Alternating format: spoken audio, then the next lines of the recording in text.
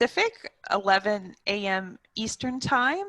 And we are about to start our first Design the Future event, which we're all very excited about. I'd like to introduce you to my co-hosts, some of them, the ones who were able to make it this morning.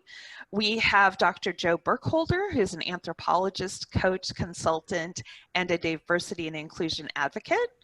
We also have Dr. Chris Dimming, who's a design anthropologist and workplace futurist. And we have John Isles in New Zealand, who's a creator, educator, and futureer. So I just want to get a couple of housekeeping details out of the way. We will be answering questions in the chat, so make sure that you check the chat out. And it's important for you to go down to the bottom of the chat and where it says to all panelists, change that to all panelists and attendees if you want everybody to see your chat messages. We are recording the entire session and we will be putting the recordings out. We're very excited about our lineup and we hope you are too, and happy also to, of course, take your questions, but also your comments in the chat. So feel free to reach out there. We're not super interactive, I will say, but we are having an after party at 3 p.m. Eastern in our Higher Wisdom Zoom room where everybody can be on camera and introduce themselves and talk about their key takeaways and ask any questions that they have. So it's common practice. I used to live in New Zealand. I'm also mixed race, part native, and it's common practice for events like this for us to pay some homage to our native ancestors. So I just had a couple of quotes I wanted to read to you. One is from Chief Seattle. I am in Seattle. Seattle is on Duwamish land. That's a local Native American tribe. And Seattle, of course, is named after Chief Seattle of the Duwamish tribe. So this one says, the earth does not belong to man, man belongs to the earth. All things are connected like the blood that unites us all. Man did not weave the web of life, he is merely a strand in it. Whatever he does to the web, he does to himself. And then I have one more, which is just a standard ancient American Indian proverb, which I think we should all remember, and I hope will help frame the narrative for our discussion today. It is, treat the earth well. It was not given to you by your parents, it was loaned to you by your children. We do not inherit the earth from our ancestors, we borrow it from our children. So, John, I know that you also have a couple of things that you're planning to read from the Maori indigenous tradition. Look, thank you, Lisa, and hello, everybody. It's lovely to be here today. Lisa asked if I would find a couple of things to say from the Maori tradition, and these are a couple of whakatoki. These are phrases that are commonly used, and the first one is, with your food basket and my food basket, all of the people will thrive. And this really talks about collaboration, sharing, and support, really, of each other and the need for that. The second one is, what is the most important thing in the world? It is the people, the people, the people. And again, beyond success, beyond money, it's about community and about people looking after people. So those are a couple of quotes from me, Lisa. Thank you so much, John. Do you want to just spend a minute talking about your interest in designing the future? Sure, of course. I have a background in art and design and a real desire for the future. I have 4 kids, so it's very personal to me. Our choices define us, and whatever the universe thinks, we have that freedom to make choices ourselves, and it comes with a lot of personal responsibility. And at the moment, we're at a time where our choices really are going to set us up for the future. And we need to be asking ourselves, you know, who and what do we really want to be as humanity? This year, 9 million people will die from hunger. The UN thinks that next year that figure will double to 18 million. 2 billion people don't have access to clean drinking water. refugees are increasing, people are being displaced, and all over the world there's increasing division, there's increasing inequality. And are we going to do something about this, or are we going to let our worlds get further and further apart and our humanity get less and less? So thinking about moving forward, I think we should focus on substantive issues. Some of those will be structural, some of those will be from, systems that need to be looked at that came from an era of industrialization or colonization. We need to be looking at the cause, the real root cause of things, not just the symptoms, and treating them, not getting easily distracted, and really, focusing on those core issues and making sure that those people who are served are part of the design of the service, so that we're all included in team human moving forward. And the way that I see design, I mean, it's pretty simple, really, at its basic level. We've got the current state that we're in now, and a desired future state that we collectively would like to move towards. And then we need to find how we close that gap and reverse engineer our way to that desired future. So Lisa, that's really my introduction for the moment. I will be talking on the panel and also giving a short 10-minute presentation on the power of play. That sounds great. Thank you so much, John. We're so glad to You're have welcome. you. Thank you. Joe.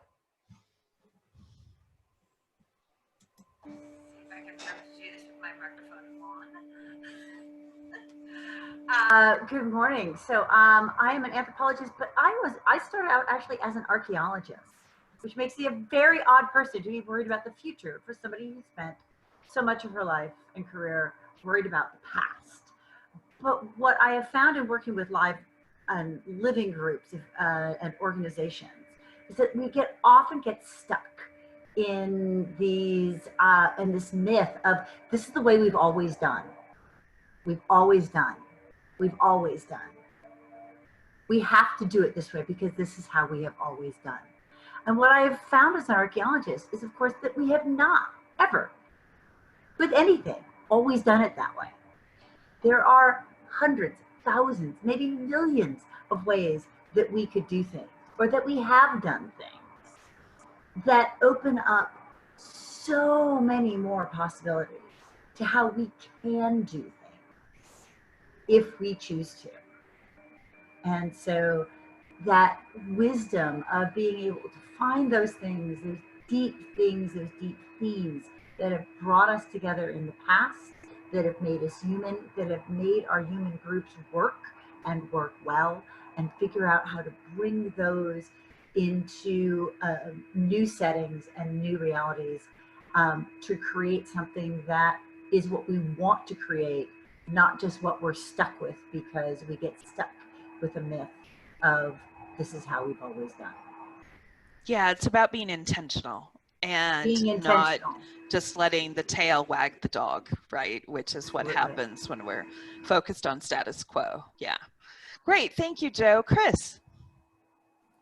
Hey, everyone. So I'm Chris Dimming. I'm from Richmond, Virginia. I'm also a design anthropologist with an interest in tech and also the built environment and how the two are intertwined. And so I have an interesting mug here, and it has a quote on it, and the quote is "shaped by the past and creating the future." And I was going to say something else, but I think I'll focus on that instead. And I think what this means to me, though, and what this means for the conference is that the past itself sort of shapes the possibilities that we have in terms of how we have responded to things currently. It shapes our culture, it shapes our idea of reality, but it doesn't just have, like, the possibilities are not just based on the past. We don't have to keep doing things the way we are. And so with creating the future and the future itself, I think I would just want to highlight that with the future is essentially a relative construct where each one of us has a different possibility, or different sets of possibilities. It's not just one single thing that happens to us all the time. So to go along with that, I think what we should keep in mind today, and also when we're talking about the future in general, is what that can mean for us and what sorts of possibilities are there that we may not be thinking about. The future may not go in a straight line, but it is a direction that we can move forward. So I think the importance of today is really to think about where we want to be, but also concretely how we want to try to get there, because we can't just sort of talk abstractly about the future. We should also actually move towards it. But thanks a lot for organizing this conference today, Lisa. I appreciate it. Sure, thank you so much. Well, we're right on time. So I'm going to go ahead now and move forward with my short TED-style talk is what we decided to call them. So I just need to share my screen really quick. And then Chris, Joe, and John, if you'll just turn your cameras off, thank you.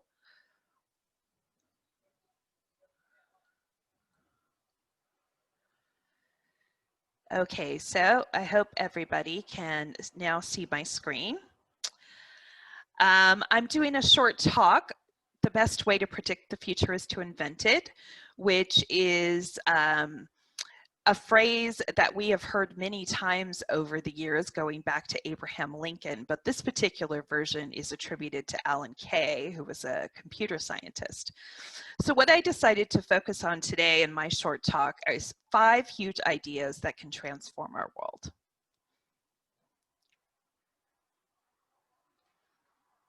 Sorry, it's not advancing.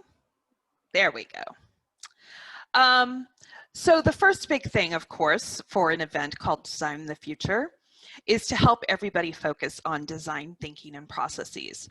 But the point I want to make about design thinking is it isn't something that you just apply in your product development life cycle halfway through the process, which is often what happens. Design thinking is something that starts at the very beginning in the conceptual stages of any project or any effort that involves designing products, services, or experiences.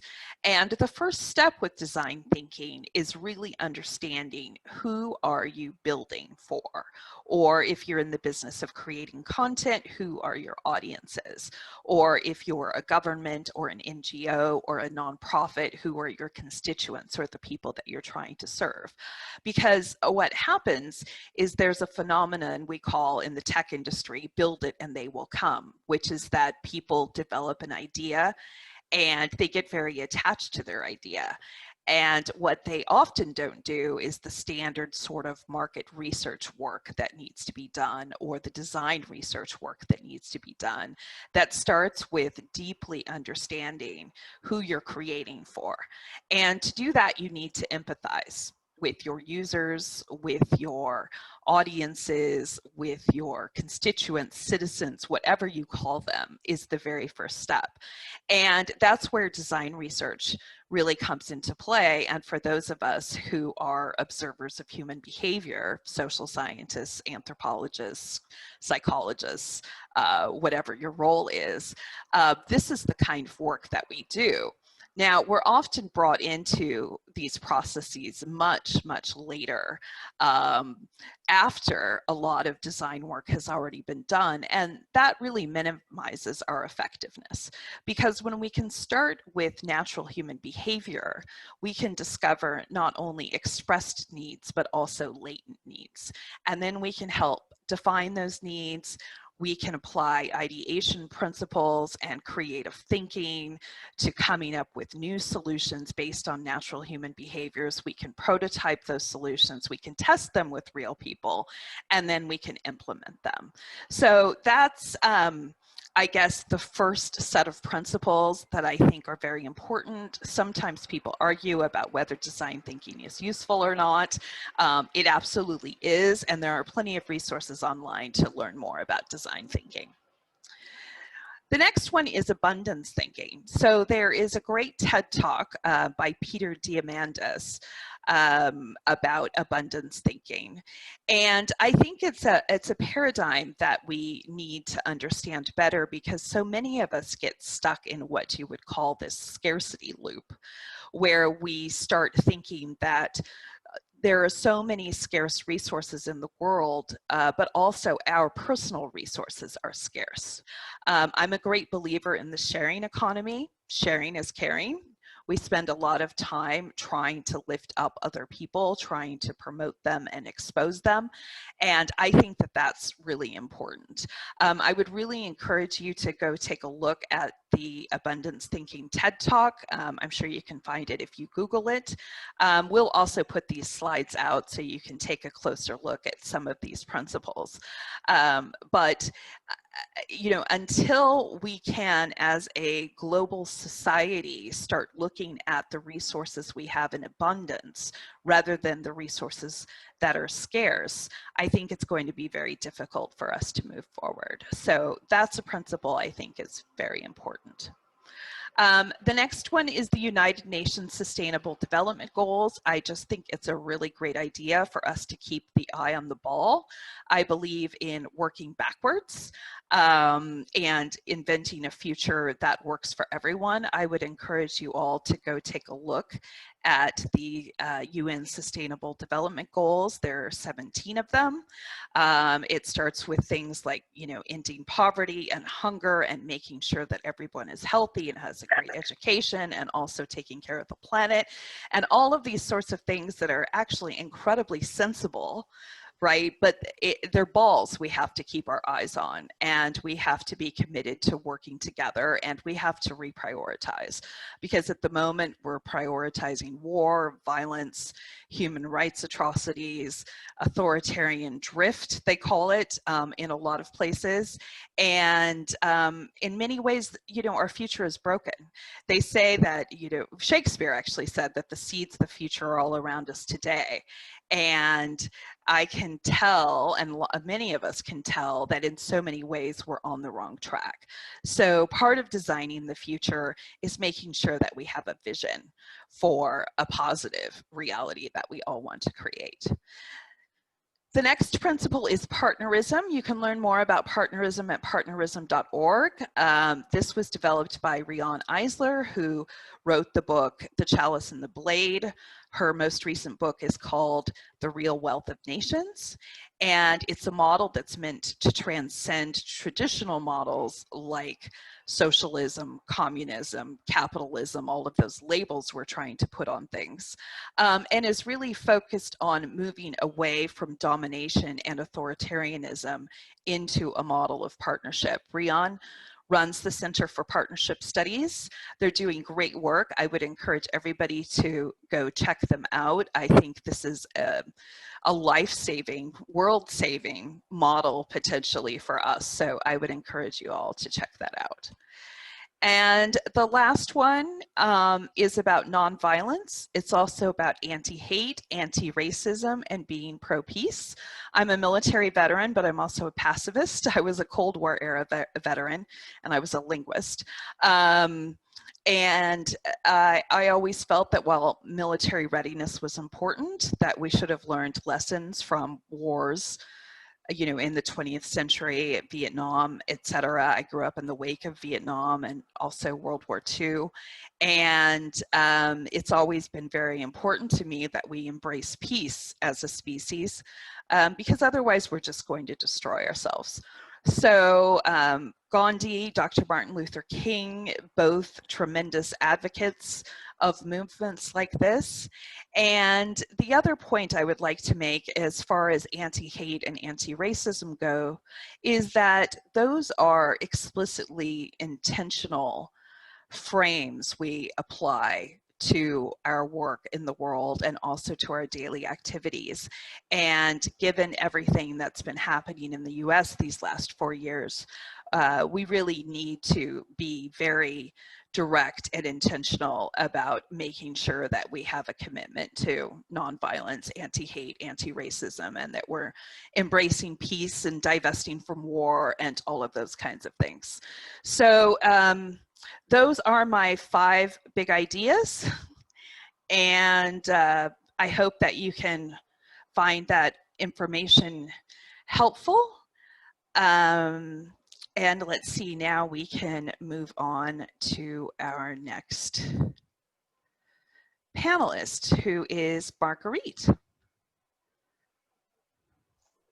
Hello. Hey there, Marguerite. Good to see you. Do you just want to introduce yourself briefly? Yes, but before I do, Lisa, I need to say that I always learn so much, you know, when I read what you've written or just listen to what you have to say. So thank you. Thank I find you. it interesting and you make it easy to understand. Yeah, thank you. I appreciate that. Well, let me quickly share my screen.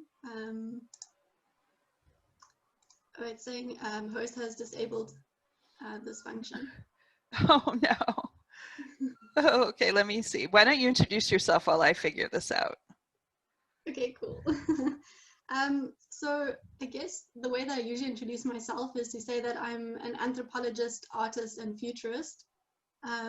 Anthropology, you know, helps me understand where we come from, which is similar to what we've been talking about already, understanding the past and how this influences our current reality and where we're going. And foresight or futures thinking helps me think about what is the kind of future we want to create.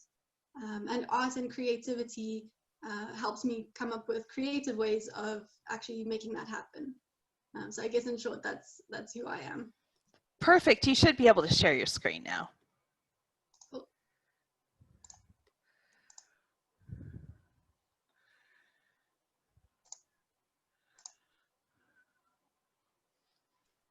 Can you see it? Yep. Awesome. So the topic I'm talking about today is what makes us human. When it comes to thinking about designing the future, I thought about what are the things that we have in common, or what are the qualities that are intrinsically human that we can all relate to. But before I begin, I actually want to put this question out to the audience. What are the things that you think make us human? If you want to, you can share this in the chat box and I will have a look at this towards the end. But I'm interested to hear just what is the general opinion of what are those things that make us human. As I mentioned earlier, I am an anthropologist, artist, and futurist. I explore questions such as where do we come from, where do we want to be, and how do we get there? I find that anthropology has really changed the way that I see the world, and it's changed my perspective and, you know, understanding things from different angles. And foresight has helped me has given me the tools to create the change that I see needs to happen. So what am I doing here today?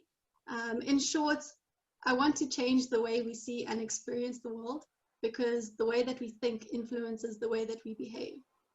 The way that I propose doing this is with a tool that I developed. This actually came about at the beginning of the pandemic when South Africa went into lockdown. I was questioning, you know, why are we responding in certain ways, and where did this come from, and how do we prevent something similar from happening again? I was also a bit confused why it was that we had dominant perspectives and narratives about the pandemic, while we have so many other ways of making sense of the world. You know, coming from South Africa with so many different languages and knowledge systems, when will we be able to put this on the global stage? So we are all familiar with this word VUCA, which has been used to describe the world since the 1980s. VUCA stands for volatile, uncertain, complex, and ambiguous. More recently, I came across this word tuna, which stands for turbulent, unpredictable, novel, and ambiguous. It all sounded a little bit overwhelming and, you know, quite negative. So I questioned, you know, what could be a more positive, empowering way of thinking about the world and seeing what's going on. So the word that I came up with was Dela. Dela is an isiZulu word, which is a local language in South Africa. What makes it interesting is that it has paradoxical meanings. So on the one hand, it means to be satisfied or to have had enough. And on the other hand, it means to abandon or give up or sacrifice. And I thought this was very interesting to describe the situation that we're in with this pandemic and all the different movements and changes that we see happening, you know, in society or technology and politics. So what DELA stands for, it's an acronym, so it stands for dynamic, emergent, liminal, and anthropocentric. And within each of these concepts, there are certain questions that we can ask ourselves. So within dynamic, we can look at what is changing. So what are the shifts that we see are accelerating, slowing down, or stagnating? I guess an example of this could be with anti-racist movements, movements like Black Lives Matter. We are increasingly seeing this. We are exposed to more of these kind of movements. It's also, exposing the decreasing tolerance for racism. When we look at emergent, we ask the question, what is new and old? So what are the ideas and behaviors that are being created, replaced, or discarded? An example of this could be the term intersectional feminism, which is used to describe the different lived realities for different types of women. So whether you are transgender or a woman of color or a woman who has economic wealth, you have different lived realities. When we look at liminal, we ask the question, what seems strange and what feels familiar? When it comes to, familiarity, it's those universal human truths that anyone can relate to at any point in history and anywhere in the world. When we think about what are the things that feel strange, these are the cultural manifestations of those universals. So what is the expression of this truth in different contexts, from different perspectives, and within different experiences? And then finally, we have anthropocentric. So the question here is, what is the relationship between the internal and the external? So my individual psychology and my collective context. How does my view of the world influence the way that I behave in it? I don't know how much time we have, but if anyone wants to share what their response is to what makes us human, I'll quickly take a look. You quickly check the chat section.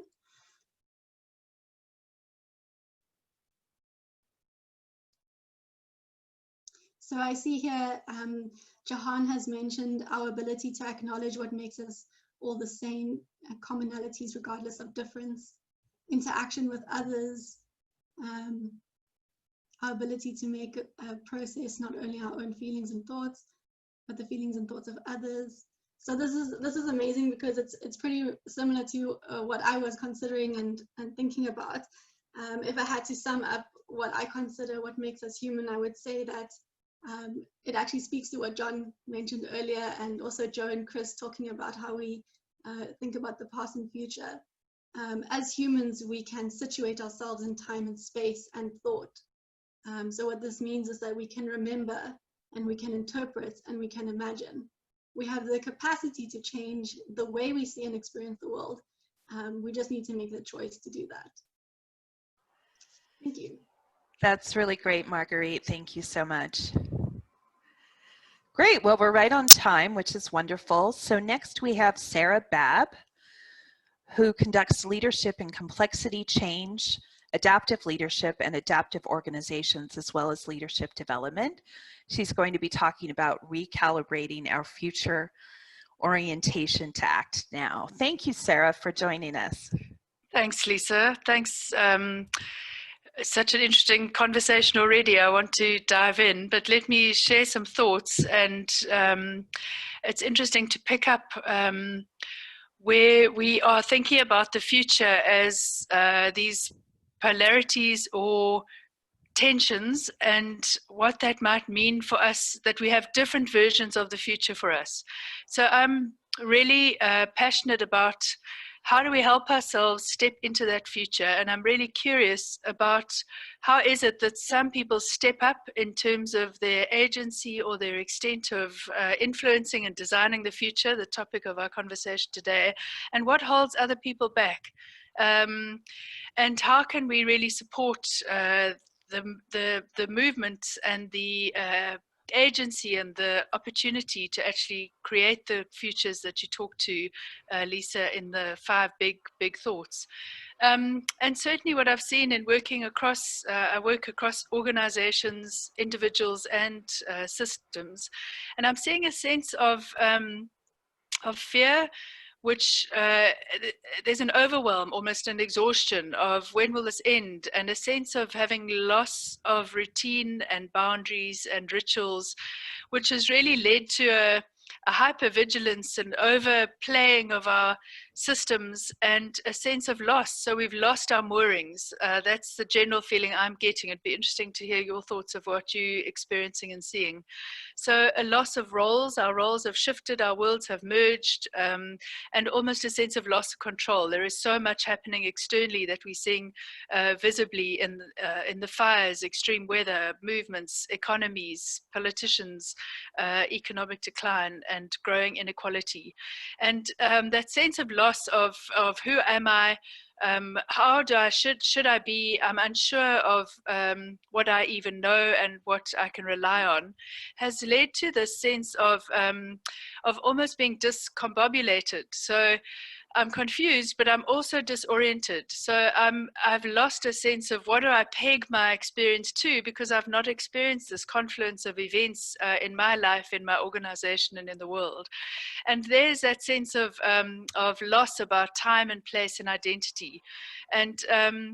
And what does that mean then, when exactly at the time that we're really calling and looking for people to step into designing the future, we have this sense of almost a crisis of narrative, of what do we know, how should we be, how are we doing?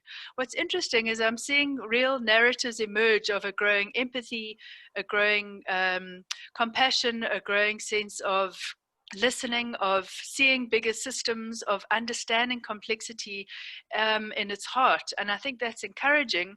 And really what we want to do is look at, can we understand what's holding us back then from creating these futures and from collectively engaging in these conversations? And Marguerite actually introduced me to future orientations, which some really interesting piece by Bryant and Knight has been published around that we hold as individuals different future orientations. So in fact, how we orient ourselves towards the future filters our experience of every day and actually determines and orients some of our everyday action. And I really like this quote: at a time of crisis, there may be no hope of emergence. The present may feel elongated or inescapable, and the future empty.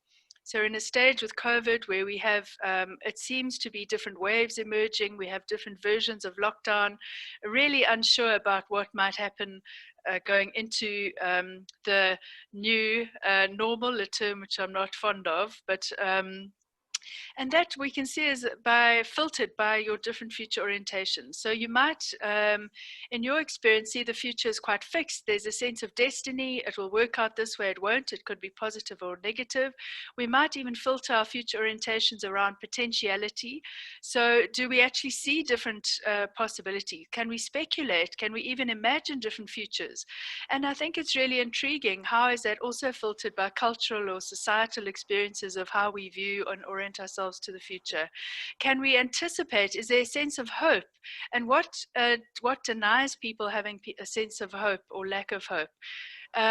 So already when we think about creating the future, we're all seeing that, obviously experiencing it differently, but how we filter it's going to determine the decisions and whether we step up or not. But beyond that, we also have our internal mind traps. So this is based on Jennifer Garvey Berger's work on leadership mind traps, which really talks in complexity how our old ways of programmed thinking that has been touched on already today can be a trap for us from stepping into even imagining and creating. So our notion of holding a simple story, that we look at cause and effect, that we really find it hard to see that there are multiple threads and multiple futures, that we have this innate desire to feel right, and that we will often even defend that at all odds, even if it's not the best outcome for ourselves or our community or society. That we also seek agreement, which might be premature consensus, and it might also mean that we're not listening to the voices at the fringe, or where there are people that are being excluded from a system. We have a sense of control, wanting to control the outcome, which in complexity we know is it's uncertain, it's not controllable. We can amplify, we can put in boundaries, but we can't determine exactly what the outcome will be. We also want a sense of comfort. Our egos want to defend themselves, and we sometimes lose a sense of agency as a system might regulate our narrative for us. So this combination of orientation and mind traps, I think is an inner journey as much as it is an outer journey. So if we looking at the future, there might be the three phases that we look to of how do we understand the future might be one piece that's filtered by both of those. How do we anticipate? Can we even imagine different ways? And then how we shape are really three distinct phases of how we can begin to overcome and really find some tools that will screen us or serve us in moving into different ways. So I think the key takeout is to really think about what are the layers when we are feeling stuck in overwhelm and anxiety. And I'd love to open it up too if there are questions or if you can relate to the experience of either the future orientation or where you've seen it in yourself or other organizations as preventing us from moving through, or whether you can relate to some of those mind traps of a system or yourself. And really the thing we can work with is, so how can we understand and unpack those and also look at tools to take that forward. So I'm going to stop sharing there and open it up too, and see what your thoughts are around where you might see that happening. Thank you so much, Sarah. Yeah, there are a bunch of comments in the chat. I really like this idea of mind traps because I feel like we're in a bunch of societal mind traps at the moment. And what we really need more than anything is awareness, right? Nikita just said this in the chat as well. Cultivating awareness, which means being very conscious in a way a lot of us don't necessarily cultivate. You know, there are practices like mindfulness and all sorts of ways to cultivate better awareness and to monitor our own thinking and our own habits and our participation in emergent systems like culture. So I think that's really important. And I had such an interesting question last night, actually, in a session where somebody said, but if we're in such an entrenched, traditional, power-driven process, how do we even have that system reflect on itself? Because there's no will to do that. And I think that's part of our role as social scientists and practitioners is how do we help a system see itself? Because unless it can see itself, it can't unlock its ways forward. So I think, yes, it'd be interesting to hear more about some of those comments too. But I'm glad it's unlocking some thinking about, I'm very passionate about looking at where systems are stuck and where they're in recurring patterns and how we can help unlock some of that. Yeah, I think it's a top-down and bottom-up phenomenon. You know, we can do a lot at the grassroots level, and we are certainly doing so. There are so many pro-democracy movements worldwide and other kinds of social movements that are really focused around the needs of the people. But we also need to enroll leadership and also select leaders who care about each and every human on the planet, as well as the state of the planet itself. I think that's really important. Well, thank you so much, Sarah. We really appreciate you being here. Thank you. Okay, well, we will move on to our next panel, which is the design thinking panel. That's going to include Zolil Martin, who's a futurist leader, activator, entrepreneur, change driver, and strategist. Also Banaz Gholami, PhD, a change enabler, human-centered design strategist, service process designer, and change management specialist. We also have Marcus Rothmuller, who's a techno-anthropologist based in Europe. He specializes in smart cities, which is very interesting. We have Gabrielle Yamora, who's a UX researcher and research consultant based here in Seattle. And we also have John Isles, who's a creator, educator, and futureer from New Zealand, who we've seen already. Hey, everyone. I'm not sure if, okay, there's Gabby. Hello. Hello. There's Marcus. Hello. Hello. Hi. Hello. And hopefully Zalil will join us, but we'll just go ahead and get started. So I was hoping that each of you could give us a little bit of a description of your work and talk a little bit about how you apply design thinking in your work. Banaz, do you mind starting? Hi, thank you for having me. So this is Behnaz Gholami. I am basically the change specialist. So I'm responsible for people side of the change in terms of adoption and sustainability in organizations, any kind of change, specifically transformational change. And how I use design thinking is like the job of a change management specialist or consultant is about taking care of the people side of the change, and then you cannot just drill down the people adoption and all the things around the acceptance of the change, resistance, and all these things in just check the box tools. So you need another human-centered approach to understand people and to plan accordingly. Here I use design thinking and human-centered design for understanding people and actually design and curate change plan and basically change a strategy and change plan for people adoption during changes. That's great. Thank you so much for being here. Thank We really you. appreciate it. Thank John, you. how about you? Sure. So I would like to just talk a little bit about two different design styles. The first is design by making. And an example of that recently was a friend who had created a most beautiful dress, had never done dressmaking before, and had taken each little bit of fabric and kind of put it against the body and then cut and made it. It took a long time. It fit absolutely perfectly. And it was an iterative process. And a process of design by making. Try out, move forward, reflect, take action, move forward. The other type of design is making by design. And making by design, of course, is much faster. It mass produces things, but it doesn't have, in many ways, that iterative human process that design by making has.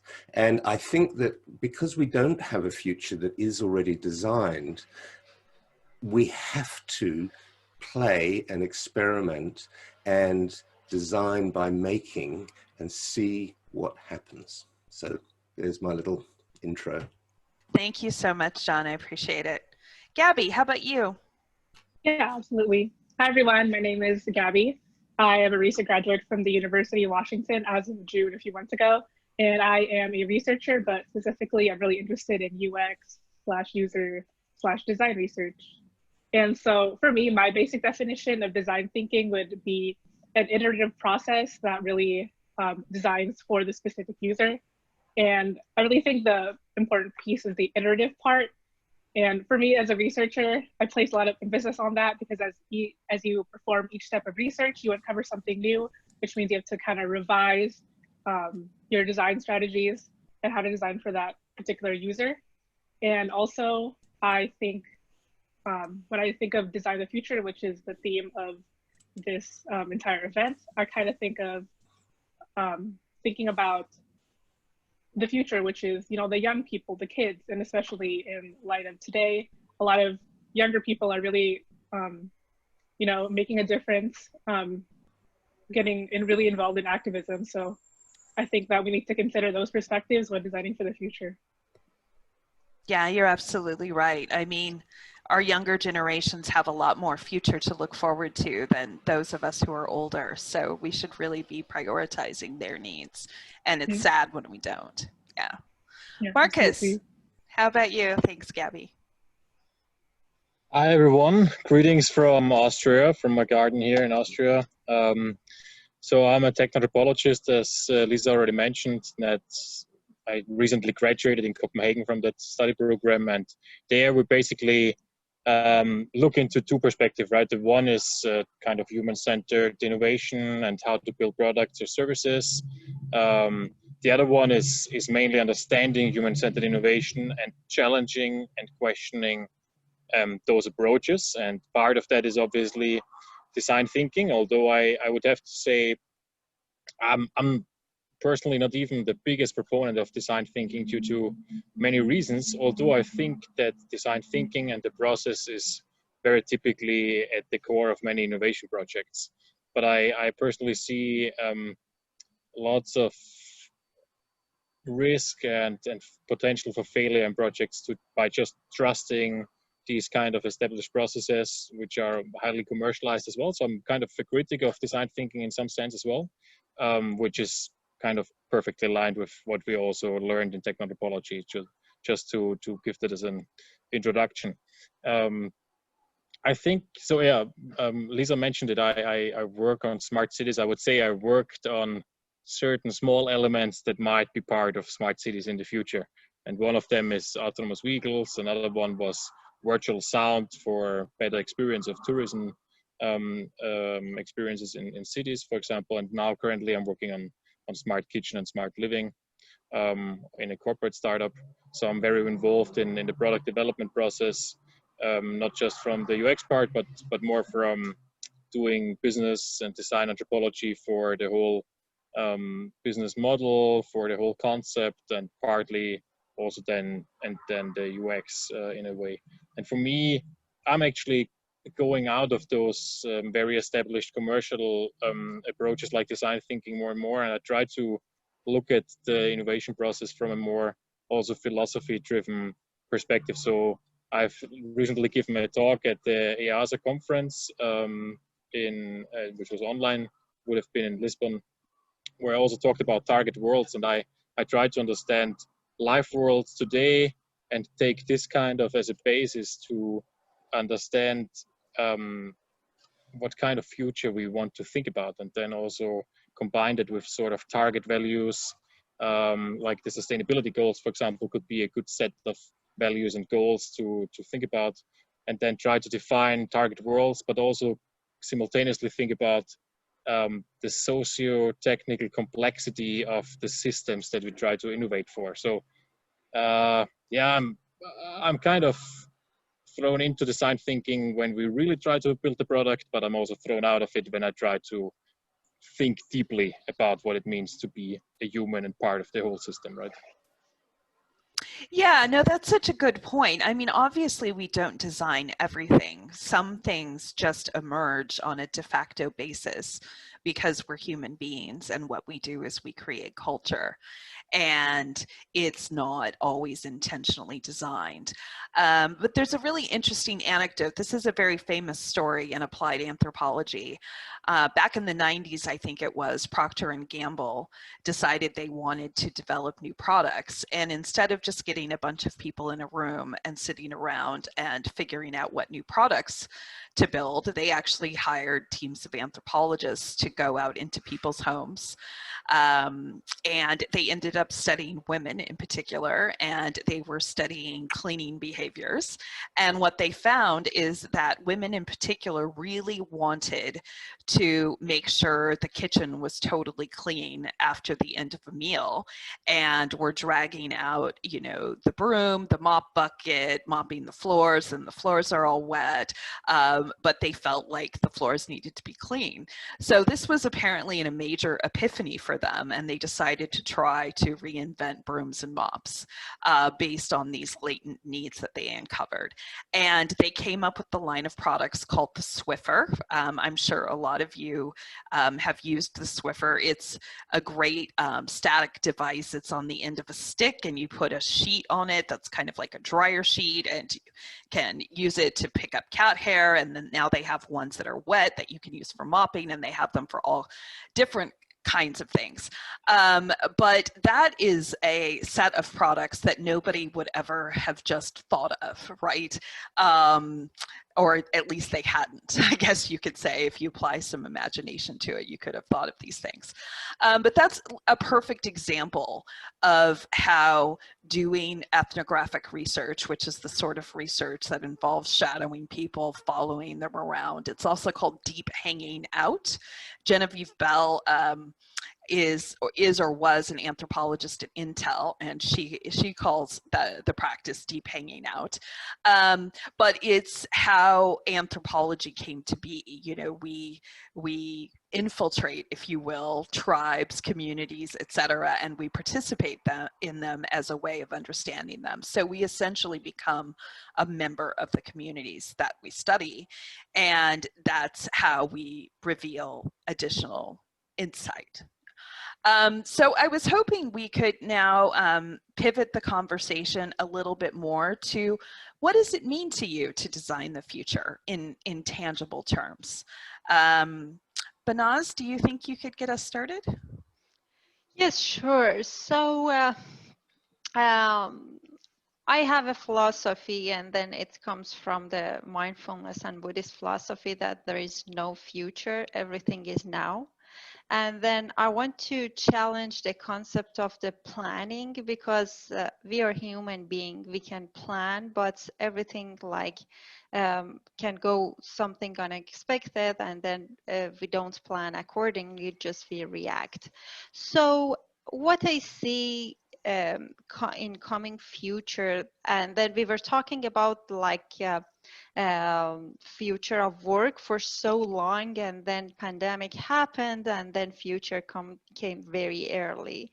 So what I propose according to the philosophy is like we co-create the future together, like and then we do it right now, because what we do right now is the reflection of what we'll see in the like future days, right?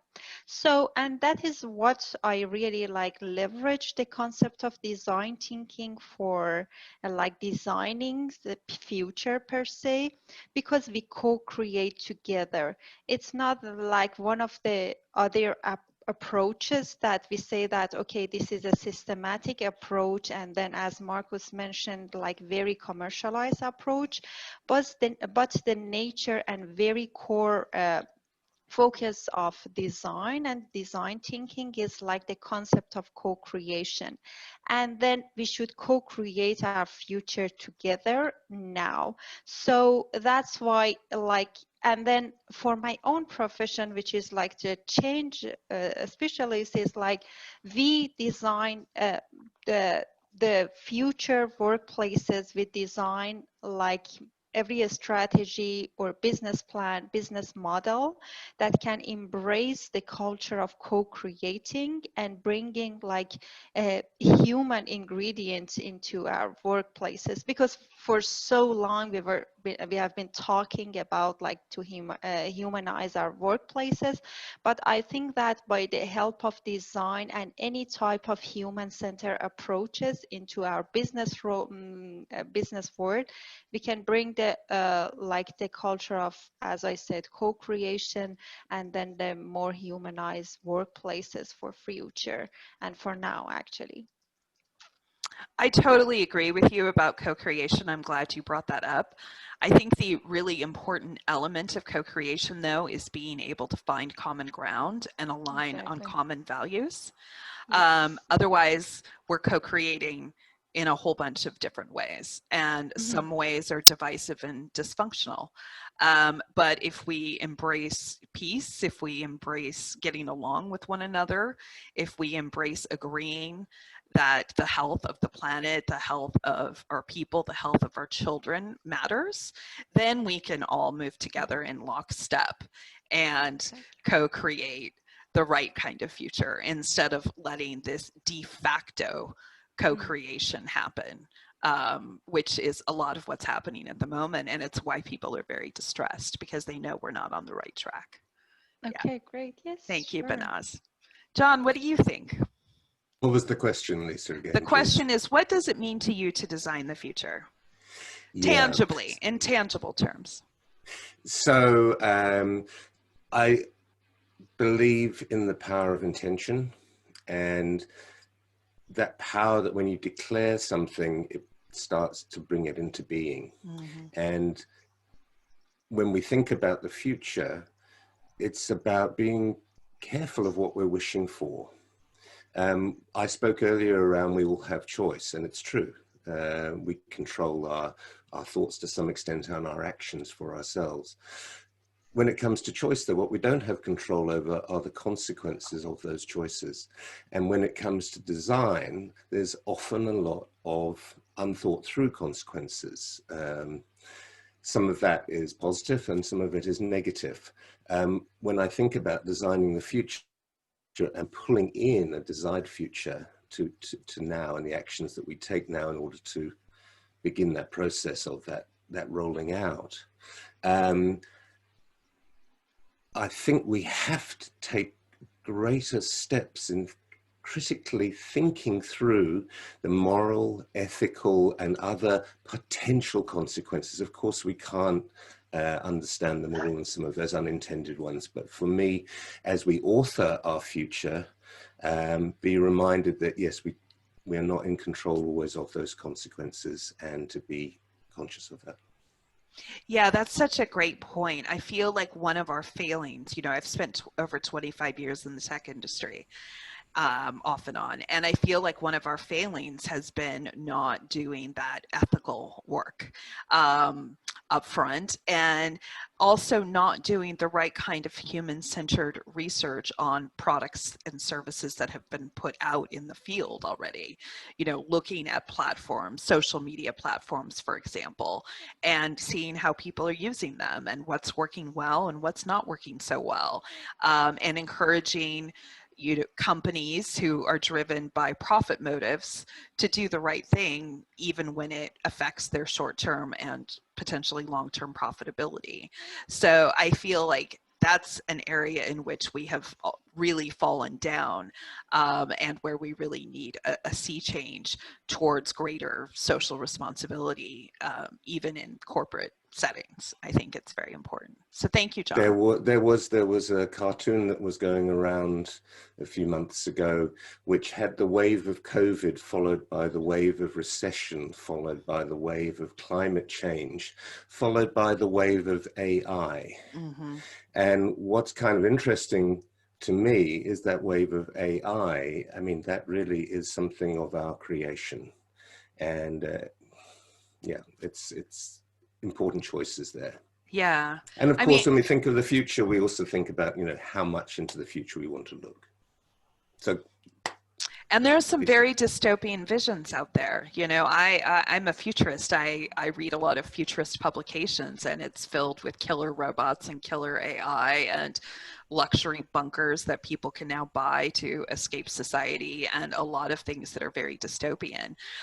When we set up this event, at first I was going to call it Designing Utopias, because I feel like we need more utopian visions, because if we don't have those visions and the plans, there's really nothing we can do to prevent bad guys, bad actors, right, from putting whatever plans into place they feel are appropriate. The weaponization of space, right? More nuclear weapons, more military spending, just because there are investments now in a military industrial complex that wants to survive. So we do have to be very intentional about what we decide to prioritize. Yeah, I think it's really key. Marcus, how about you? Hi, just have to unmute me. Yeah, it's. I think it's the the question that has moved people for most of the time, throughout the last centuries. Design the future. I think I thought about what Bernard said, for example, right? That we are living in the now. I think this is very inspiring, actually. But at the same time, I think we need to question the now and try to understand and try to think about the future in that way, right?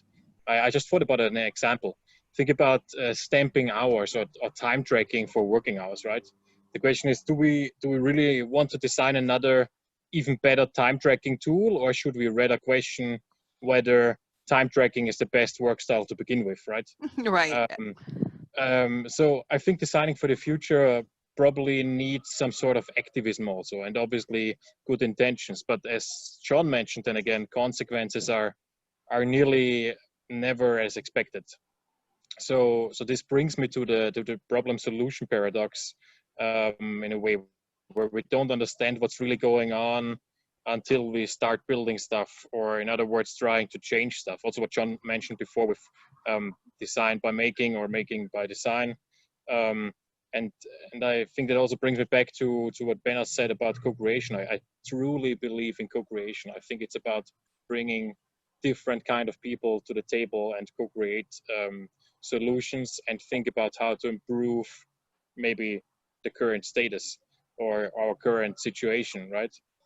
But I think designing the future needs to be much more informed than just being human-centered in a way, right? I think we need to think about much more than human at the center, obviously exaggerating a bit here, while knowing that we nearly never only think about a human in the center, but obviously at the conferences that we participate in with our communities, such as this one, for example, we often argue that we have to put more emphasis even on the human in the center, but simultaneously, in a way, we should already argue that should be basic, right? Understanding humans and sending in anthropologists and other social scientists, for example, to understand what's going on deeply, it should already be basic. But then we have to take the next step and include, for example, environmental experts, maybe financial experts that help us to build a service or product that is able to be sustainable also financially and actually survives the capitalistic chaos out there anyway, right? So I think designing the future is difficult, but yeah, that's probably my answer. Yeah, difficult, but worth it, I think. You know, it's good to have a plan. If not, you become part of somebody else's plan. Yeah, exactly. Yeah. Okay, Gabby, how about you? Yeah, so I guess when I think of the future, one of the things I've learned, especially with the pandemic going on, is that the future cannot really be planned. I mean, you can plan it as much as you want to, but things are just out of your control. Like, for example, when I was in high school, I basically planned out kind of what my future would be, where I would go, type of work I would be in. But now it's completely different, and I just kind of was willing to move with that change and let it lead me to where I am today. And so I don't think the future is necessarily linear. Obviously, design thinking that it's a very iterative process. You go and see what things work out, what things don't, and you kind of work from there. I really like what the other panelists said earlier, especially Ben, as with the co-creating our future. I think that it really starts with one person, and from there you can transform a society, especially like I said earlier, with younger people being the face of activism and really advocating for the Black Lives Matter movement and all of the issues that are coming up today. It's the young people that are the ones that are at the start, are the ones powering this movement. And I think that in conjunction with design thinking, we have to think about who we want to impact, who the user is, who is actually going to benefit from what we create now. And I think that's a really important part. And a quote that I really like is that the only constant on Earth is change. And I think in order to design the future, we have to be open to change, even if there may be resistance at first. And just knowing that what we're going to put forward is going to benefit us eventually. Thank you, Gabby. Yeah, you made me think about acting local, which I'm always trying very hard to do. I'm only one person, but I figure as much positive energy as I can put out in the world, if we can encourage everyone to do the same, then we're headed in the right direction. Gandhi said, be the change you want to see in the world. And I think part of co-creation is us all being the change and adhering to what's called the golden rule, which is treating others as you would want to be treated. And we also really need to focus on listening to these social movements that are happening, because those voices are the future, right? And we need to listen, and we need to listen now. Authoritarianism is rampant, and it's rampant in governments, it's rampant in the corporation, it's rampant in organizations, and it's something that we really need to challenge while we design and look for more inclusive models. I think that's really key. Lisa, can I add one sure, sentence please. here? There is a concept called like life-centered design. This is more than the human-centered design. I want to shed light on that for the future per se of design or our life, because like when we talk about like human-centered, it has some kind of selfishness in it maybe. And then what you mentioned about like environmental design and AI and everything, so maybe like there is a misconception about like we humans as center of everything, right? And then this will be destructive to our history, right? And then even so life-centered design has more holistic view to the now and future. So you consider human in a harmony with environment, technology together, and the space and everything like that. So if you will a little bit zoom out, we can see that it's not about like human-centered per se as like humans be the center of the world, but humans be in harmony with systems, services, processes, and the other scale like environments and like the like a space and everything like that. Yeah, I wanted to add these two. I love that. Yeah, that's perfect, because you know, while we talk about human-centered design, we are also guardians of our planet. So we always have to think about our planet and its ecosystems and the animals on our planet and all of these kinds of things, and make improvements for them as well. Because just to be human-centric is very what we would call ethnocentric in anthropology, and it's just never a good idea to approach things like that. So I appreciate that. I hadn't heard about this life-centered approach. Yes, Marcus. Can I also just mention and then follow up on Benna's thinking here? I think like I love the examples with life-centered.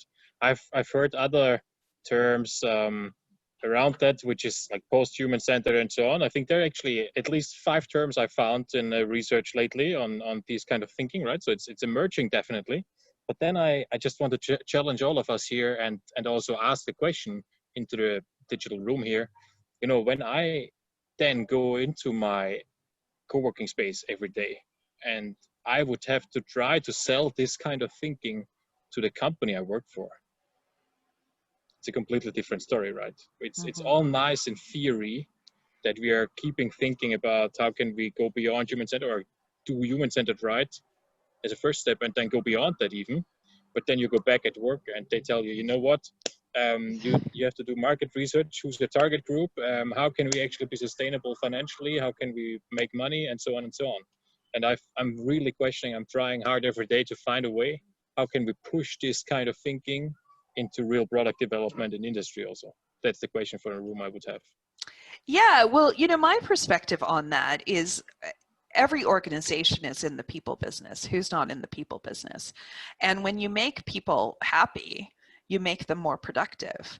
So I feel like there are ways to balance these perspectives. And in corporate settings, there's now, you know, more effort being placed on constructs like triple bottom line reporting, which allow business entities to report on their environmental impact, their impact on people, other measures beyond simply their financial acumen and success. So I think we need to move more in those directions and encourage more social corporate responsibility. I think that's how we get there.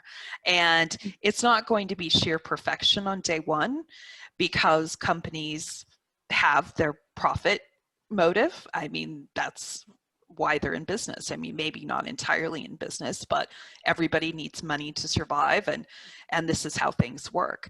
But I think we can take to Gabrielle's earlier point about design, there are iterative steps that can be taken towards improvement. And I think as long as we're in a mindset of continuous improvement over time with a vision that we can all agree on, I think that's how we get there. And it doesn't happen overnight, right? It happens over a longer period of time. But if we take the long view, I think we're potentially headed in some more positive directions than we might realize, because there's a lot of need and a lot of passion, I think, in this area to improve the outlook for all of us and for the planet itself. Well, I want to thank you all. We need to wrap up now. We're at the end of our time, but thank you all so much for joining our panel. And we're going to move on next to Samantha McDonald, who's founder and director, futurist, and strengths expert, who's going to talk to us about living through your intrinsic identity can positively impact our future. So thank you so much, Samantha. And Banaz and Marcus, if you could just turn your cameras off, that would be great. Thanks so much for giving me the opportunity, Lisa. It's actually great to be here and hear everybody's thoughts and so on about the future. And I think what I'm about to say fits quite nicely into what has been discussed in the last panel now. So I basically want to go back to understand how we have our current value metrics, and then to offer a new sort of more human-centric value metric. Yeah, so I believe that we all have the intrinsic need to be valued, and the greatest value that we can bring humanity is actually our true selves. So to go back, Einstein said that the intuitive mind is a sacred gift and the rational mind is a faithful servant, and that we've actually created a society that has forgotten the gift. And he knew then already that it takes all people to make the world fully functional. And I believe there's been a raging antithesis between philosophy and science, teleology and etiology, intuitive people and rational people, with the latter in all cases pretty much ruling the world and marginalizing some with its prove-it protocols that enforce rules at the expense of people. And this pattern continued after the war, when the narrative was to grow the economy. Yet once the economy grew, the narrative actually remained the same, forgetting humanity in the process. And this resulted in a world where GDP and financial metrics have been put before the happiness of people, and it's marginalized many. The unintended consequences is that the world has become an economic machine where capitalism has run amok, and people in the process have been forgotten. And so we, the people, now are merely the cogs of a machine, and we treat any resultant dysfunction by expecting people to man up and deal with the pressure, or by giving people a tablet to make the dysfunction actually go away. Then when we look at our education system, it's pretty much a one-size-fits-all education system, you know, making children behave in ways that's feeding this very same economic metric. And it hugely fails a lot of the children who are not rational and scientific people. And I want to ask the question, how do we measure compassion, empathy, intuition, or the softer skills, for instance? And the idea that we need to change our mental models to value people over profit and incorporate additional global metrics to the economics of well-being, like the happiness factor, and to enable all people to bring their unique value. And believe it or not, Adam Smith actually knew this when he created capitalism, when he said, liberate his gifts and the nation will be strong. And that capitalism's actually been misconstrued from this. And Smith, knowing that everyone has gifts to contribute and could therefore all add to a growing economy to the benefit of all people, has resulted in the inequity and inequality that we have today. And yet what's interesting is the recent COVID pandemic suddenly saw people in the healthcare industry becoming more valuable, because society's new value associated our health and well-being. And it took a pandemic and the associated uncertainty of the future and our personal mortality to recognize the need for new metrics. And I'd like to pose the question, what should these new metrics be? So we want people to fit in the world, what the world currently values, Yet, do we value empathy? And if the answer is yes, how do we measure it? Do we want to value people who can intuitively sense the future? If it's yes, then how do we measure it?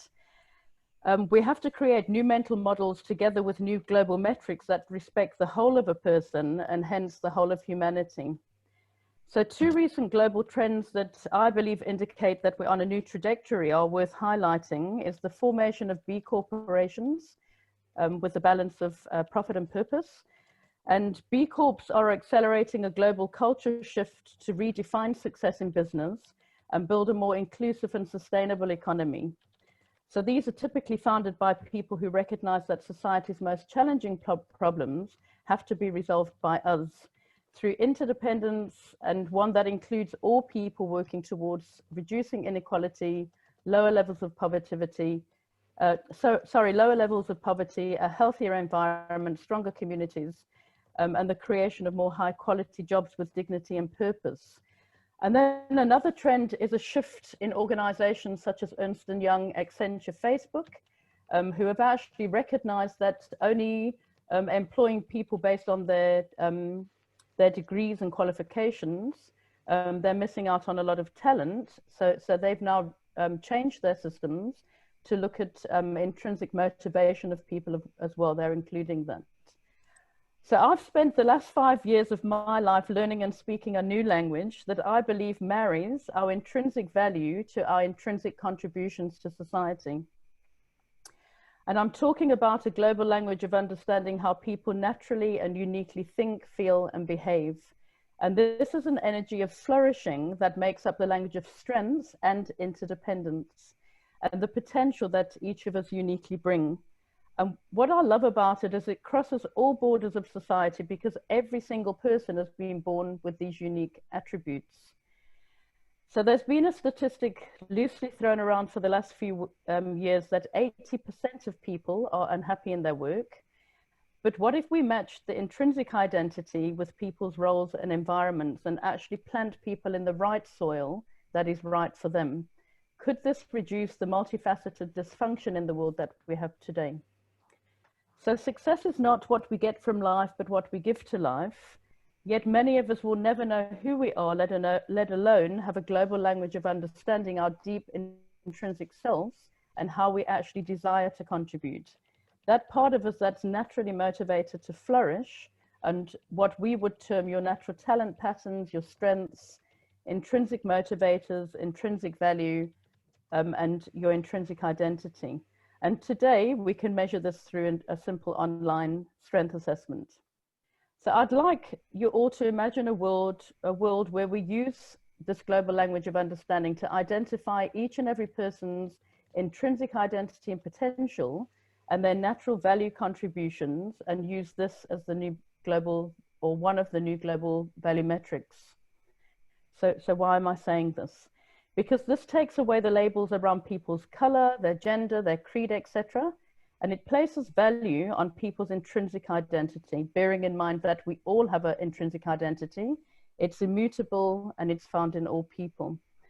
So this can assist in creating a future with significant increase in equality, because this measurement levels the playing fields and can help people create positive mental models and perceptions of each other by looking at what is right with people and helping us to view each other through what we naturally bring.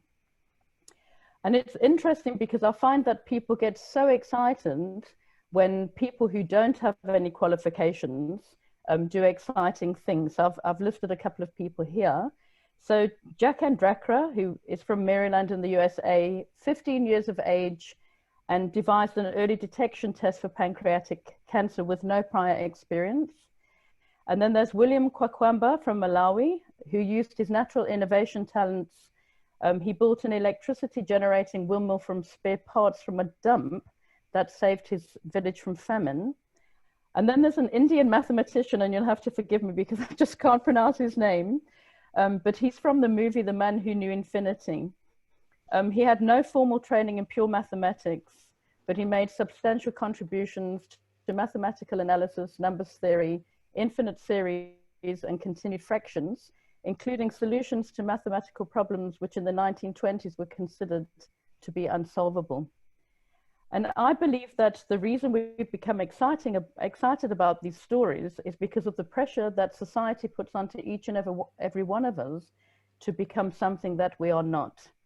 And these people allow us to believe in the miracle of our own intrinsic identity and contributions.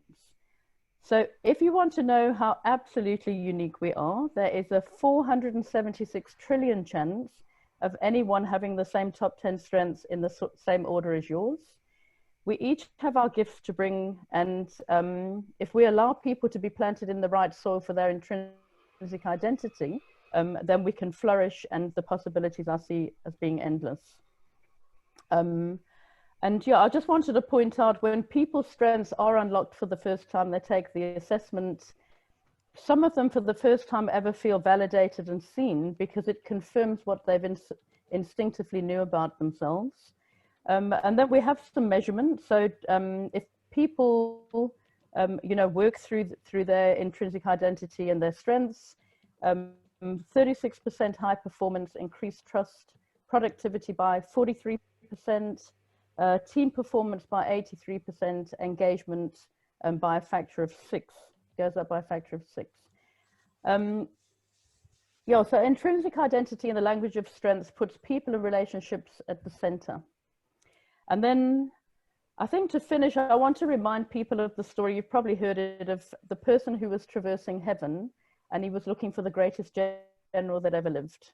And when Angel Gabriel pointed to a person sitting in the corner, the man said, no, I remember that person.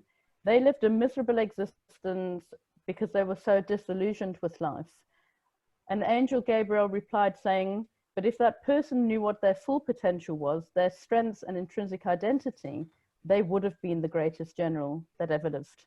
So right now, and I am being facetious when I say this, the cure for COVID is probably sitting with people in a favela in South America, or a township in South Africa, or maybe even a slum in New Delhi. Because unless we change our global metrics away from GDP to one of recognizing our value comes from our intrinsic identity, these people may never have a chance to contribute. So the greatest gift we can offer the future is to unlock our positive untapped potential, our unique strengths and intrinsic identity. And the second greatest gift is to allow others the space to bring and unlock theirs. So that's my contribution for today. No, I love that. You know, as you were talking, I was thinking of so many things, but I was particularly thinking of the country of Bhutan. A few years ago, they decided to start measuring gross domestic happiness instead of measuring gross domestic product like we do. And that's a sea change. I mean, that's a very interesting approach. So thank you so much for all those excellent points, Samantha. We appreciate it. Okay, next we have Joe Burkholder, who you met in the opening remarks, who's going to talk about the future of diversity programs. So thank you, Joe. Thank you. Take it away. Let's see if I can. There we go. Let's do that. And then go there. And set that up. Oh, there we go. Too many years of talking with slides and all this effort to get dressed up here this morning. But I feel like I need to share some beautiful images with you because I just feel more content.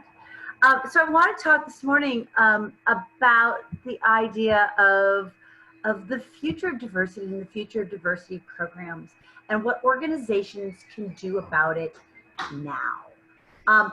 I'm not 10 minutes isn't enough time to get deep into solutions.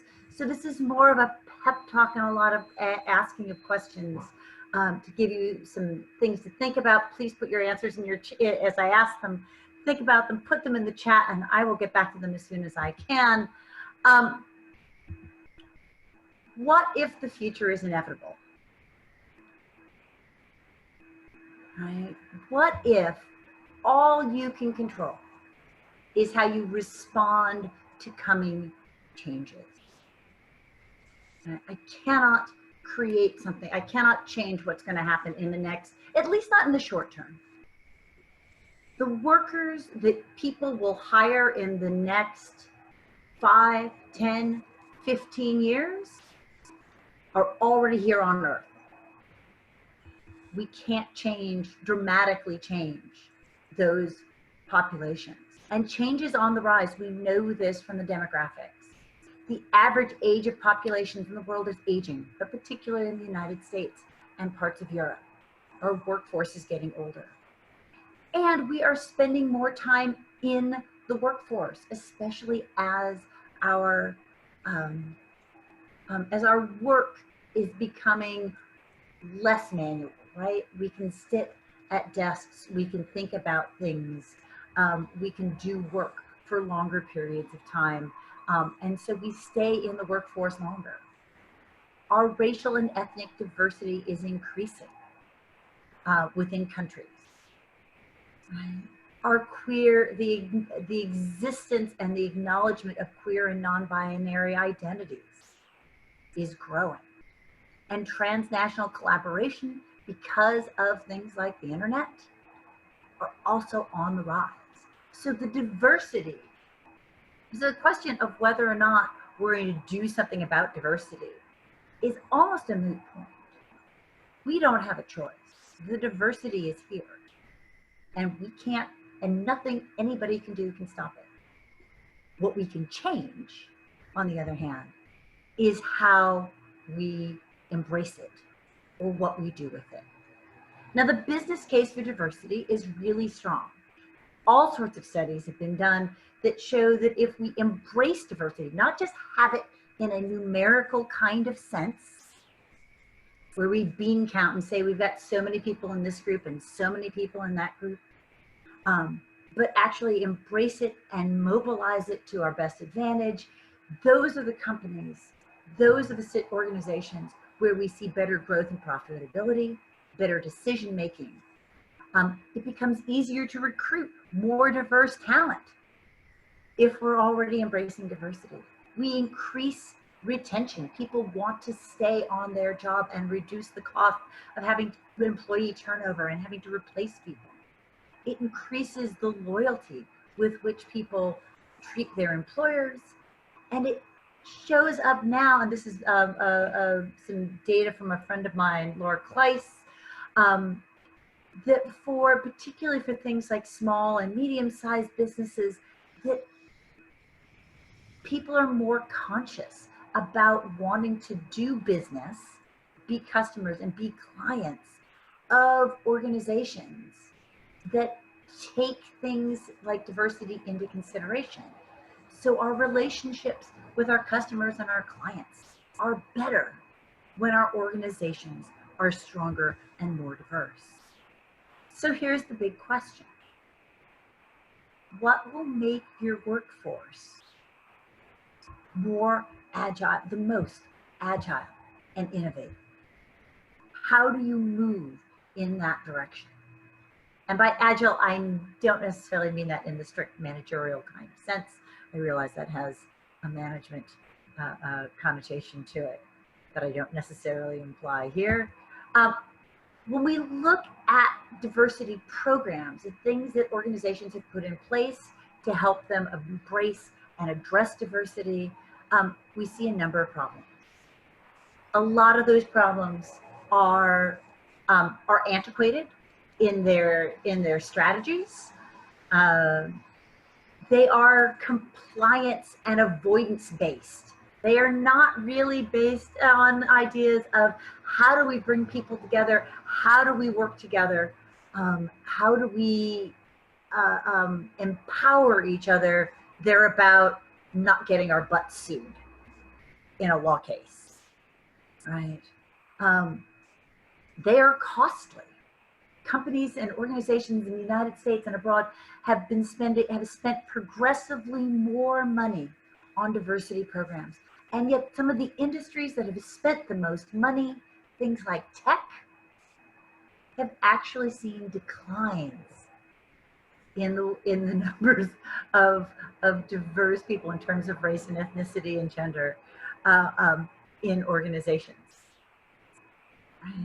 A lot of our programs do things that tend to put burden and weight on people of color to be the solutions, to create the solutions.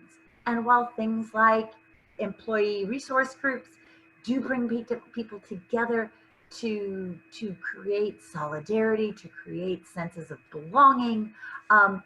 The sense that those organizations, those internal organizations, all have to be the ones to produce the change, asks them to often undertake a tremendous uphill battle. Other kinds of programs, people feel blamed and shamed, right? It's my fault for I'm a bad person. I haven't done the right things. I haven't made enough progress. So how can we change how we work with diversity programs? How can we do this differently? So what if people were in it together? What if the people in your organization were allies in creating new kinds of communities? What could that look like?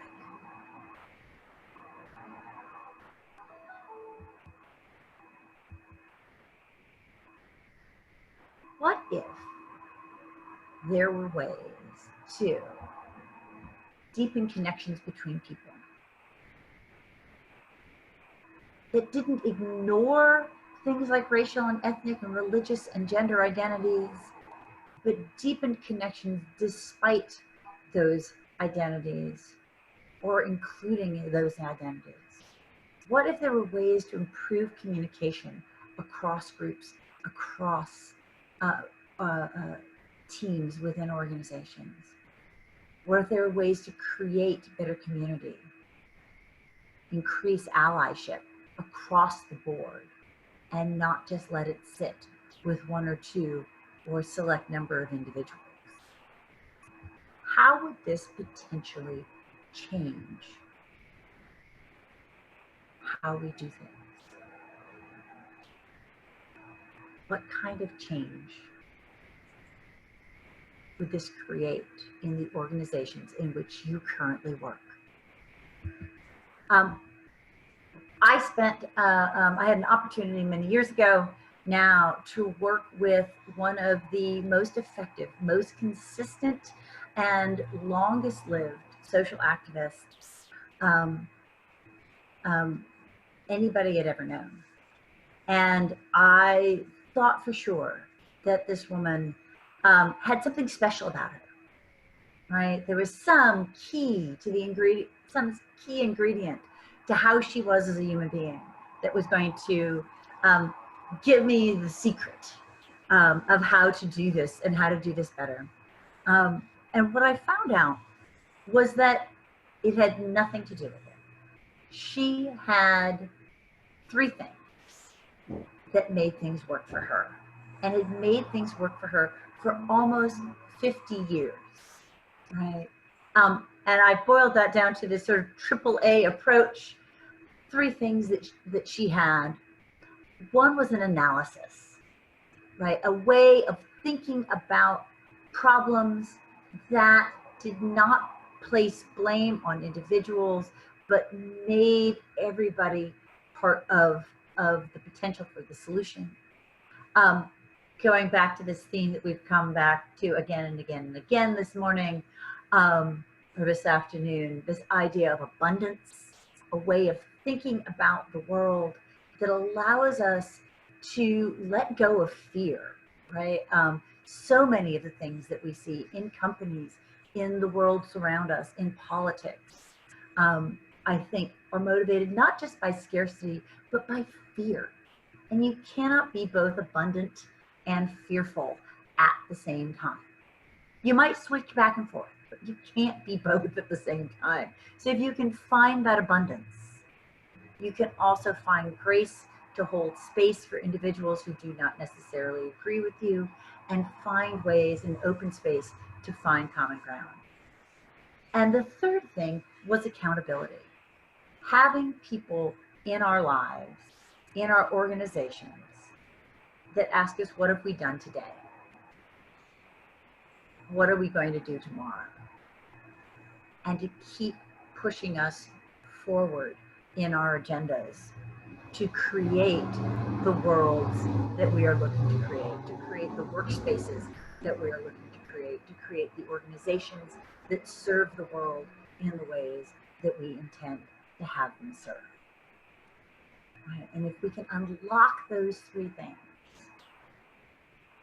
as individuals, as groups, as whole organizations, the ability to create change and address diversity issues dramatically increases, because it can be sustained over a lifetime, right? Over the next 5, 10, 15, 20 years, because change isn't going to come in a blink. It is not a sprint. Change is a marathon, and having run marathons, it takes a lot of work. It's a lot of work getting up every day and doing that work to make that happen. I'm going to put in a little bit of plug. I know we will have these on the website. I will have an opportunity to talk more about this in a workshop coming up September 24th. Anybody who would like to look at ways to create these future forward diversity strategies that fit for your organization will be able to do that coming up September 24th. So I'm going to stop that and thank you so much. Yeah. Oh, that. ageism. Yes, Inga, absolutely. Right. And ageism is going to be one of those things that's going to change the way we do things, because those aging populations, the idea that we would simply be able to replace old thinking by bringing in new people when there's fewer and fewer new people to be brought on. We're going to have to figure out how to train people and keep people developing and not let people stagnate. Yeah, and we really need to develop a respect for maturity, experience, all of those things that we gain over the course of many decades. You know, I think it's good to have a great mix. They say that diverse and divergent thinking are the leading causes of innovation. And what happens when you bring a diverse set of voices and perspectives together is truly extraordinary, which means we need to cover the gamut. We need to cover the gamut from very young people to older people who sometimes are perceived as irrelevant or slow or not tuned in or what have you, which is frequently not the case. So fairness, I think, is also what we really need to bring to the table. So thank you so much for that, Joe. We really appreciate it. And we'll talk to you a bit later. So Ken, are you here? We've got Ken Hubble next, Senior Manager, Instructional Design Strategy and Innovation. There is no I, but there is AI in team. Oh, I don't know if we've seen Ken yet.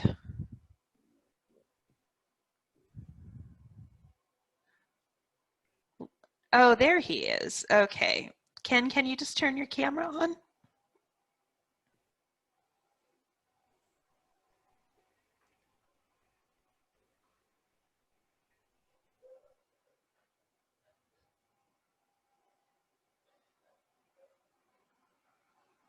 I can see Ken in the chat, but he might be having a hard time with his camera. Okay. Okay, so here's what we're going to do. I think what we'll do is take our break now while we get Ken the panelist link. Ken, you're going to need to go look in your email for the link, for the email that says panelist, but we'll try to get you the link. So let's go ahead and take our break, and let's come back in 10 minutes, and then we'll make sure that Ken is able to get on at that point.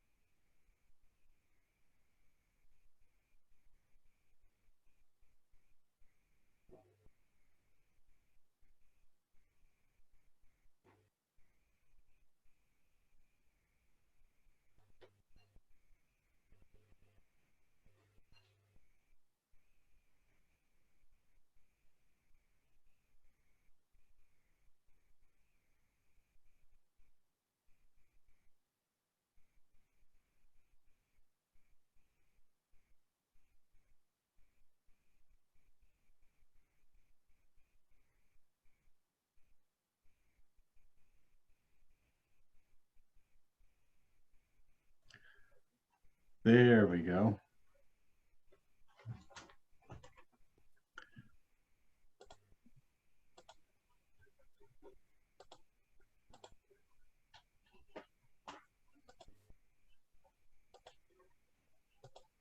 Can you hear me? Okay, Lisa, can you hear me? We hear you. Hi, Oh, yes, we can all see you. And thank goodness. I changed your name. I think that was my panelist link, so it came in as me, but I just changed your name. Okay. So we were going to give it another 5 minutes since we moved the break around. So if you could come back at 12:50. Okay, and I tell you what, why don't I go ahead and queue up the screen share since I'm going to do that. Sure. And that way we're all ready to go when it's time. And sounds good. I'll be back in just a couple minutes. Sounds great. Thank you. You're welcome.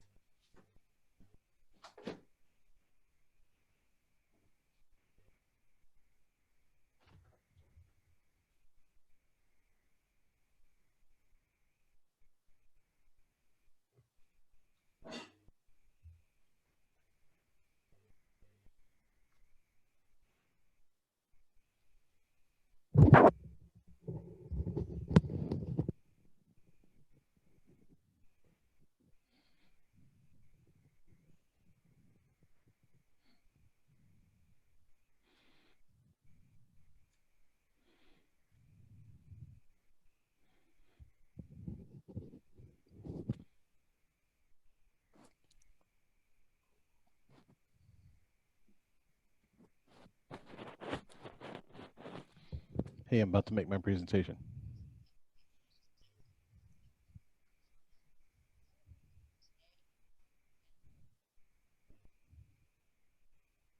No comma.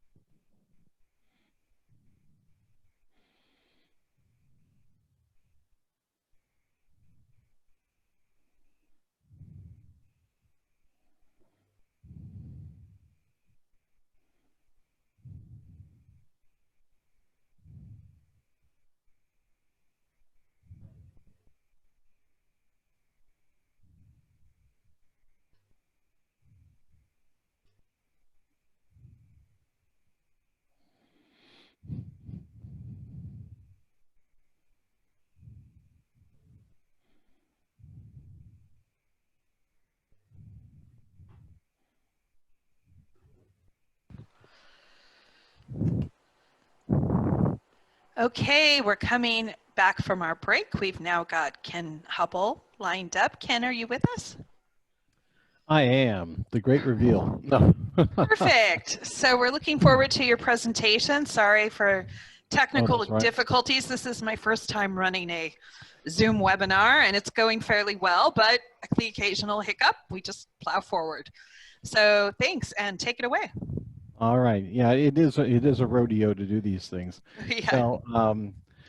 So we're in an interesting time. It was great hearing Joe's presentation. I know the presentation coming afterwards, the panel discussion on diversity and inclusion is going to be really interesting, considering where my little talk here goes. So I like to call this "There is no I, but there is AI in team," and we'll discuss a little bit more about that. But first, I'd like to start the ball rolling, get you thinking about 3 key questions.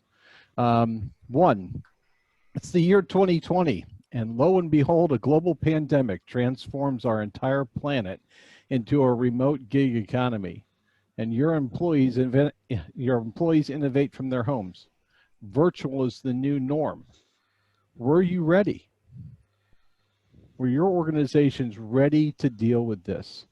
Now, when I wrote this slide, I actually wrote this slide last year and used it for something else. And little did we realize what was going to happen. So I will tell you, we weren't in the organization I was in. We talked about it, but we weren't ready. And we had to do rapid adoption, as I'm sure many of you did. All right, so now it's the year 2022. Augmentation enables your team to efficiently and effectively serve your customers with confidence and a personal touch while maintaining social distancing. Are you ready for this? Because if you're not, your customers are, and they're already doing it in many cases. And so that change in the way we handle things from a personnel standpoint, from a customer relations standpoint, is going to be a big player in the future. Now, it's the year 2025. You apply machine learning and you train one artificial intelligence employee, and then make as many copies as you need with no fear of attrition. Are you ready for that? And more importantly, are your employees ready for that? And what does that actually mean? And who's going to be doing the training of the machine learning, and how do those tasks and those behaviors and those skills get transferred over? And then once they are, what do those people then do? So that's 3 big questions that we need to start thinking about as we start thinking about what does the future workforce look like, and how do we incorporate and add this new layer of diversity and inclusion into the great scheme of things. So let me rephrase the question that's on the screen just a little bit, okay? Do you wear glasses? Do you have a pacemaker? Have you asked Siri or Alexa a question today? If you answered yes to any of these questions, or any of the other myriad means of enhancing or prolonging your life, guess what? You're transhuman. Human resource organizations have actually been dealing with basic transhumanism for decades. When we look at disabilities, when we look at abilities, when we look at employee relations, these kinds of things have been playing in our space for a while. The question about ageism came into play a few minutes ago, and the fact is we're living longer, we're working longer, and so we have to deal with this concept of what is transhumanism and how does it really play in the workplace. 1 in 5 people in the U.S., for example, have a disability of some sort. Humans are becoming augmented, both physically and mentally. AI and behavioral science are increasing productivity and efficiency and effectiveness in the workforce. And there's an emergence of extreme personalization and customization of our bodies, our workplaces, our jobs that didn't exist before. There's actually a company called openbionics.org. They're the ones that do the arms that the young lady on the left-hand side of this slide has. She does not have forearms, but she now has arms that make her look like Iron Man, and they function fully, and they're getting better and better every day. At what point do we start dealing with requests by functionally normal employees who want mechanical limbs that have more features and functionality than their current flesh and bones?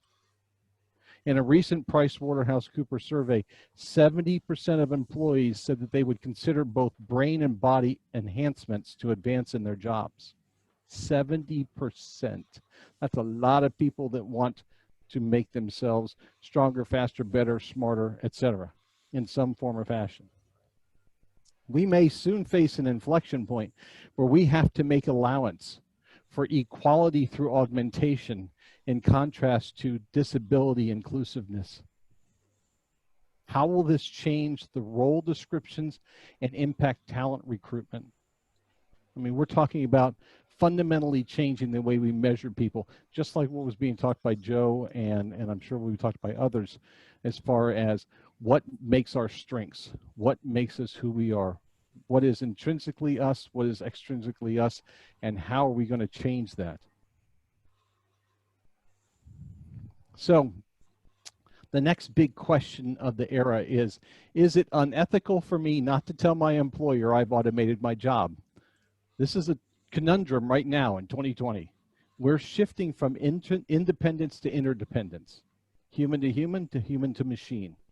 We're in the age of intelligence augmentation that allows us to free up human time, that's that human factor we were just talking about, for innovation, for other things than the mundane and repetitive tasks that a lot of humans have been stuck in for many, many, many years.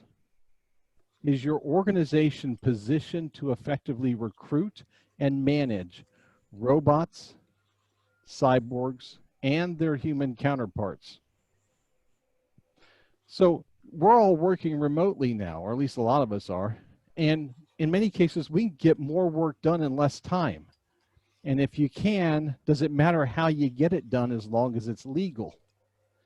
What if you assign your remote college student to do some of your work? That kind of compensation for the fact that you're paying for their tuition. Does that make a difference? And in the gig economy, can we support it for our full-time employees as well?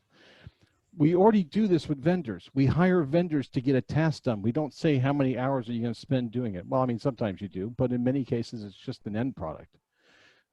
If we keep these people actually working for us, then at least we can control the intellectual property regardless of how the work gets accomplished. In the near future, your employees will have the ability to develop personal virtual personas to scale up their individual and team capabilities.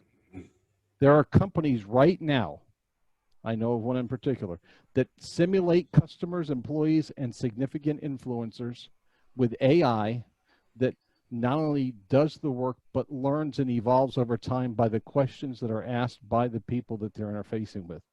Now imagine if you could license a Steve Jobs persona to drive innovation in your organization. Or imagine you can get your own persona or digital clone, and you can enable the value of your own capabilities to be extended for generations to come. There's a perpetual value to who you are. In fact, artificial intelligence, by that same PricewaterhouseCoopers survey, is projected to be a part of organizations' board of directors by 2026. We can't hide from the future under the constraints of the past. Being risk adverse in AI implementation, in cobot implementation, and augmented human capabilities may actually put your organization at risk, or at least help them fall behind. So, how many of you think your employees have skills you don't need? We have 6 generations in the workforce today if you count the kindergarten Etsy generation. This cycle of generations is going to reskill themselves 4 to 8 times. And it requires a new normal, and I agree, it's a bad phrase, but it fits, career cycle model. COVID-19 has already demonstrated that many jobs can be done on your couch, in your home office, on the beach. 79% of executives agree the future of work will be based more upon specific projects or gigs, and talent is now worldwide. So you're competing at a global a global effort. Innovative companies are reinventing themselves daily, and training has to keep pace in order to be able to stay competitive.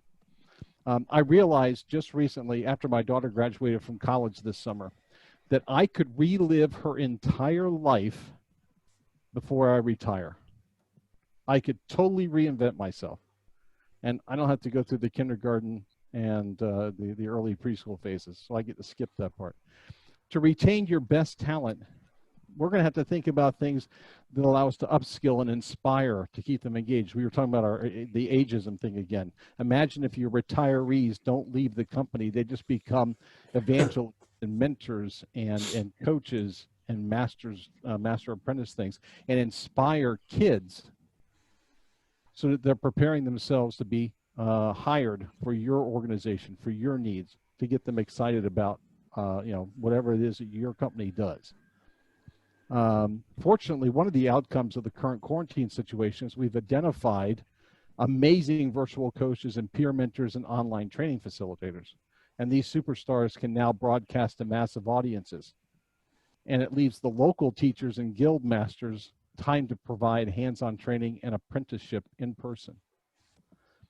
The big thing is this: we're in a zero-sum game. It is critical humans work, because if we eliminate all the human workers, and this is to downplay the dystopian side of things, there will be no one left to buy the products the robots are making. You have to have humans, because otherwise the rest of it's pointless. So the exciting thing is this: diversity, if it was ever going to make a big stay, is now. Diversity is by race, gender, language, disability, area of specialization, etc. It includes the fact that we can basically be physically or virtually whatever we want at this point. Social distancing makes the mix even more important. You have to make sure everyone's participating, because all that influence is what drives the product market. And to be frank, innovation's a team sport. In addition to humans, that team now includes cobots and AI. And it's an active effort, and you have to have it as a key differentiator to make your company successful. So the new normal is not a question of human resources changing, but rather how long will it take for us to catch up with the changes that are already in place and that continue multiplying rapidly. In this time of talent disruption, our success depends upon embracing the evolution from human resources to transhuman resources, because there is AI in team, and it is here now. That's great, Ken. Thank you so much. I really appreciate a lot of these points that you've made.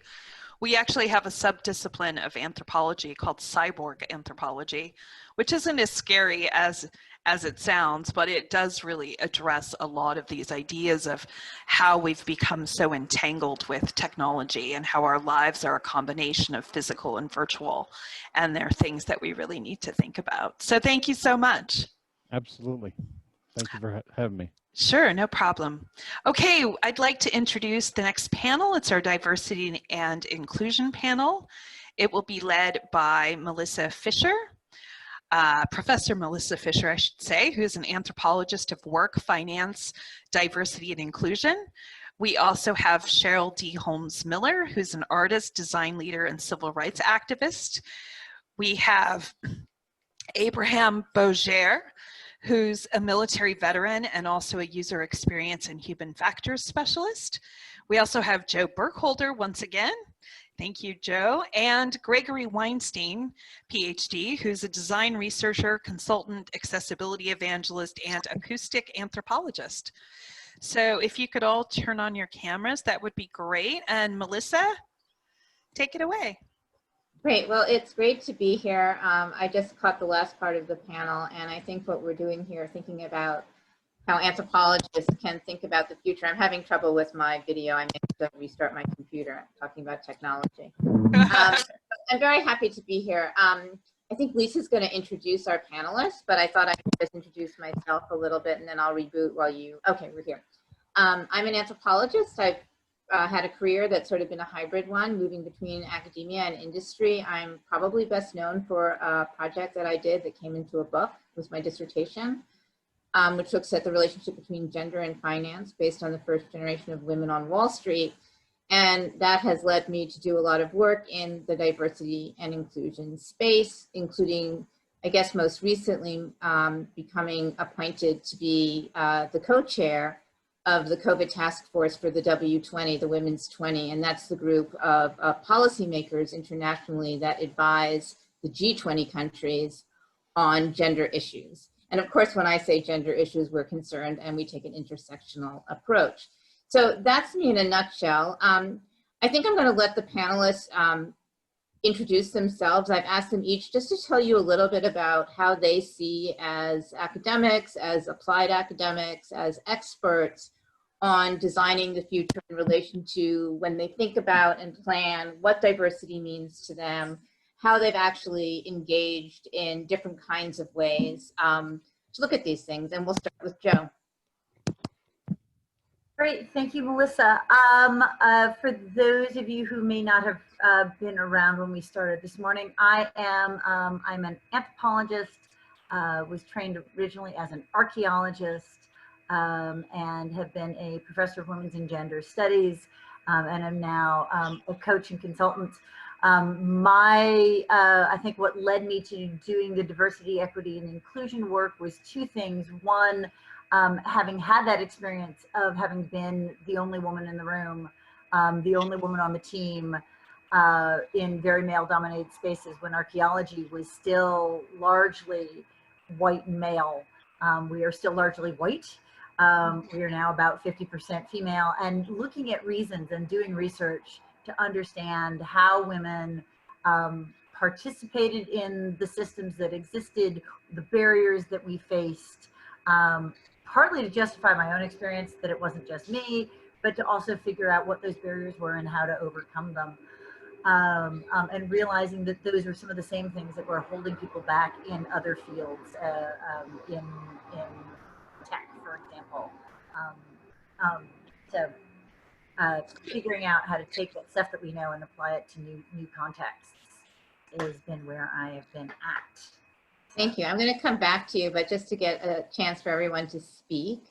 Gregory's next on my lineup, so I'll give the floor, or the Zoom floor, to Gregory. Great, thank you. Yeah, so I am a design researcher and I specialize in accessibility. And I thought I might share a story from my research as a way of introducing myself, because the primary thing that I try to do through research is to center focus on the voices of people with disabilities, so that they are at the core of design decisions that are being made, and so that we can make designs inclusive. And one example that I think is very representative of this from research that I was doing last year at Uber with blind and visually impaired people. I watched I went on a ride along with a man who was blind to the grocery store. He opened the Uber app, he typed in the name of the grocery store, Safeway or something like that. It was a chain grocery store. And of course, 6 different items pop up, 6 different Safeway locations. So how do you pick between those? The only information in that list was the different street addresses of the different locations. And I don't know about all of you, but I don't know the street address of my local grocery store. So this took him a really long time to figure out by trying each one in turn and figuring out that it was not the right one, then trying to search by a store that was close to where he was trying to go to. And ordering a ride, canceling a ride, reordering a ride. So by the time he from the time he started ordering a ride to the time he actually successfully ordered a ride to the place he wanted to go, it took 10 minutes. And what is normal for sighted users of Uber would be something like 30 seconds, 45 seconds, something like that.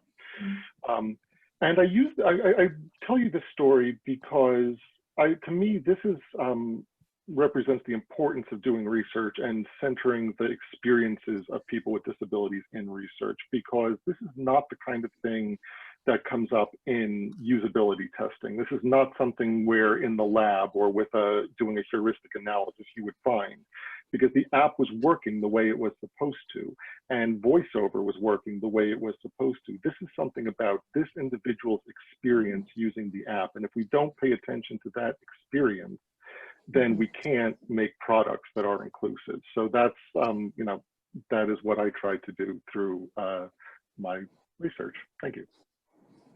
Thanks, Greg. I mean, I think it'd be really important to think about sort of what it is that anthropologists or anthropologically like-minded people bring in terms of our methods and techniques and approach, and really looking at people experience, whether they're issues of difference in terms of gender or disability in terms of their experience in the workplace. And I'm gonna, or other institutions, or, you know, driving around. So I really appreciate that story. I'm going to move now to Abe and ask you to just talk a little bit about who you are and your experience in the diversity and inclusion space.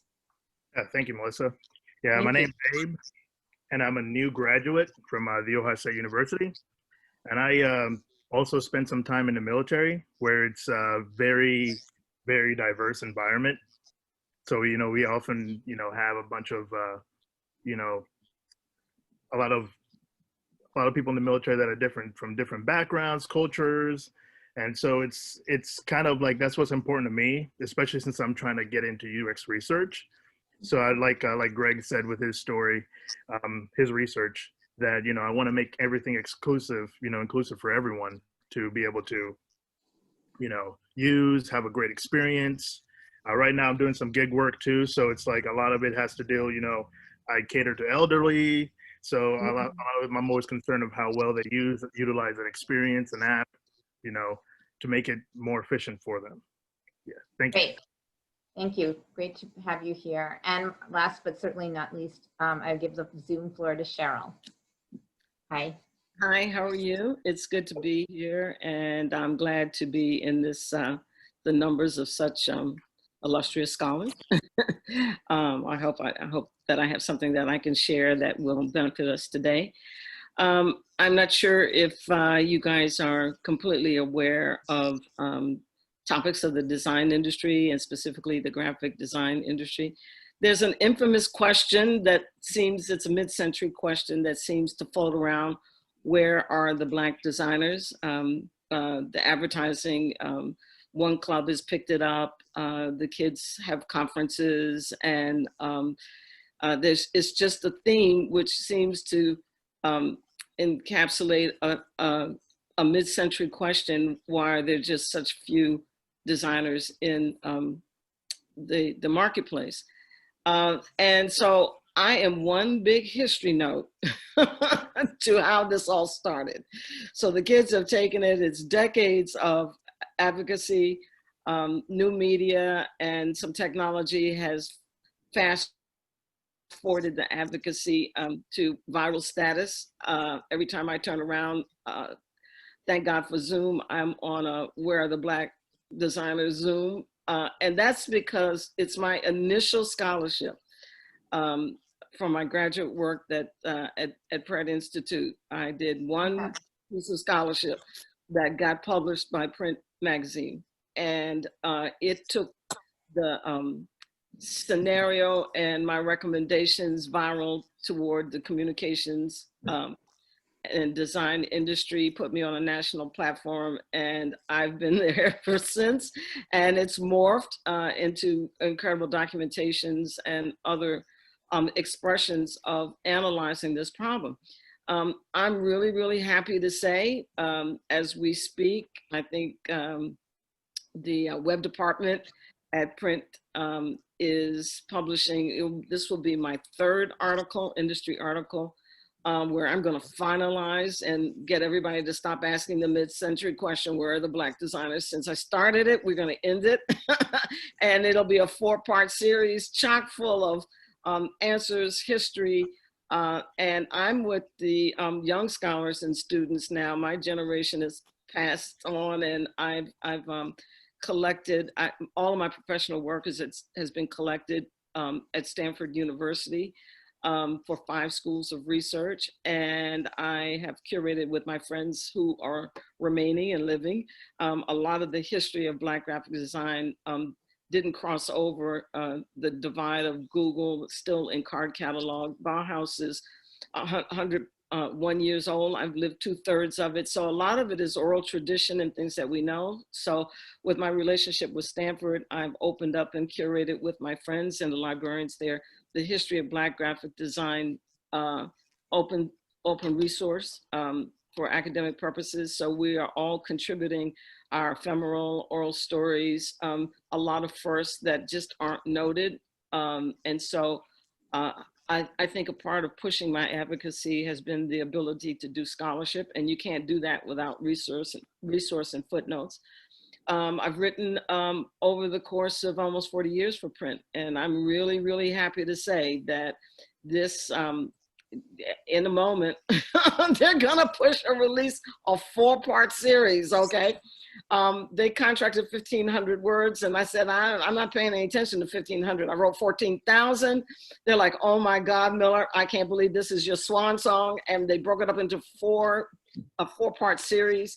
And I think I'm on Zoom now. So what we do is we answer it. It's done. I'm going to tell you where they are and where they're going, and even an incredible history notes. So that's who I am. That's what I've been doing. And I've been busy in pandemic, and you know, I've got a very interesting background, and here we are. Well, thank you. That's really, I mean, I think you're sort of a pioneering person and a kind of role model for many of us. And I also think it's interesting that each of the panelists, I mean, we all take what would be called an intersectional approach, I imagine, thinking about gender, race, disability, and age, but each of you also cuts and sort of is looking at, you know, one of the specific forms of difference. I love how Cheryl has both, you know, moved and been an academic and done exhibits, and I think it's really important that anthropologists, anthropologically liked people in the public world, especially in the wake of the pandemic, the resurgence of Black Lives Matter, other social movements like Me Too, really make our voices heard. And so I'm wondering how each of you see the future, your future role in engaging in the space that people sometimes call diversity and inclusion, sometimes talk about institutional racism and so forth. Where do you see sort of how we can, each as you individual, but also collectively, right? As groups working together. I mean, Cheryl mentioned that you're working collectively, right, with people and a new generation. Where do you see yourselves in the next year, 5 years, 10 years? And especially I would position, you know, how you see your work in the current moment of so many multiple crises, capitalism, racism, climate change, and where do our voices go from here? So I'm just going to go back around to Joe and give you the floor. Wow, that's a lot to take on. For one thing, or go back to something that Ken said in his presentation, this sense of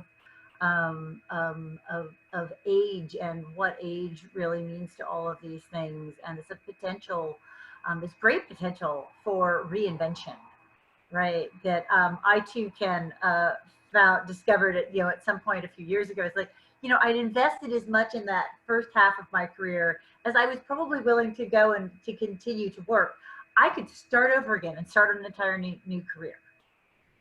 I could be something completely different, or maybe not completely different, because I still am who I am, and I can take that, forward.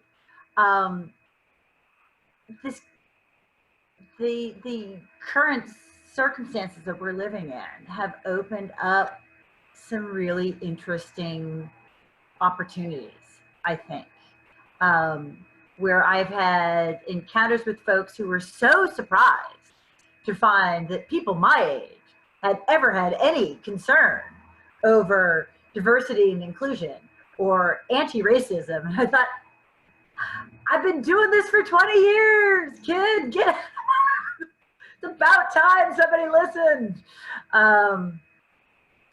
So finding new way, I think that it's opened up these possibilities of different generations, talking about things from their experiences and using that intergenerational wisdom to move us forward. I think there's great opportunities because when things are in chaos or feel like they're in chaos, we're willing to let go of, okay, we've always done things this way, and move on to something, try something new, because if what we're doing is very clearly not working for us or not working for enough of us, and suddenly we're seeing what happens when we do more gig work and we don't have universal health care. Suddenly we see what happens when we're designing products for the people who are sitting in my lab as I design the product and not for everybody.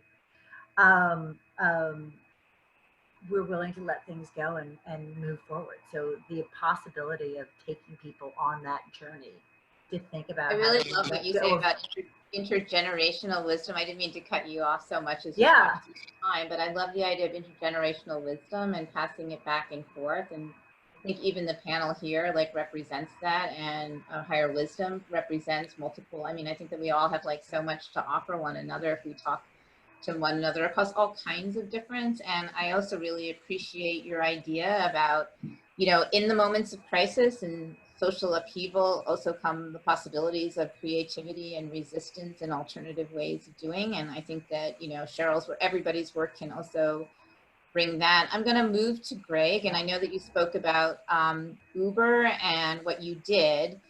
And maybe you can also address the same question, but one of the things that's coming up in some of the talks that we're doing, especially with respect to Uber, was the role of technology and users and different kinds of diversity and inclusion. So maybe you can speak to the future of how anthropologists, anthropologically like-minded people can think about how people use technology and what we bring when we think about it. I mean, everybody's focused so much on technology.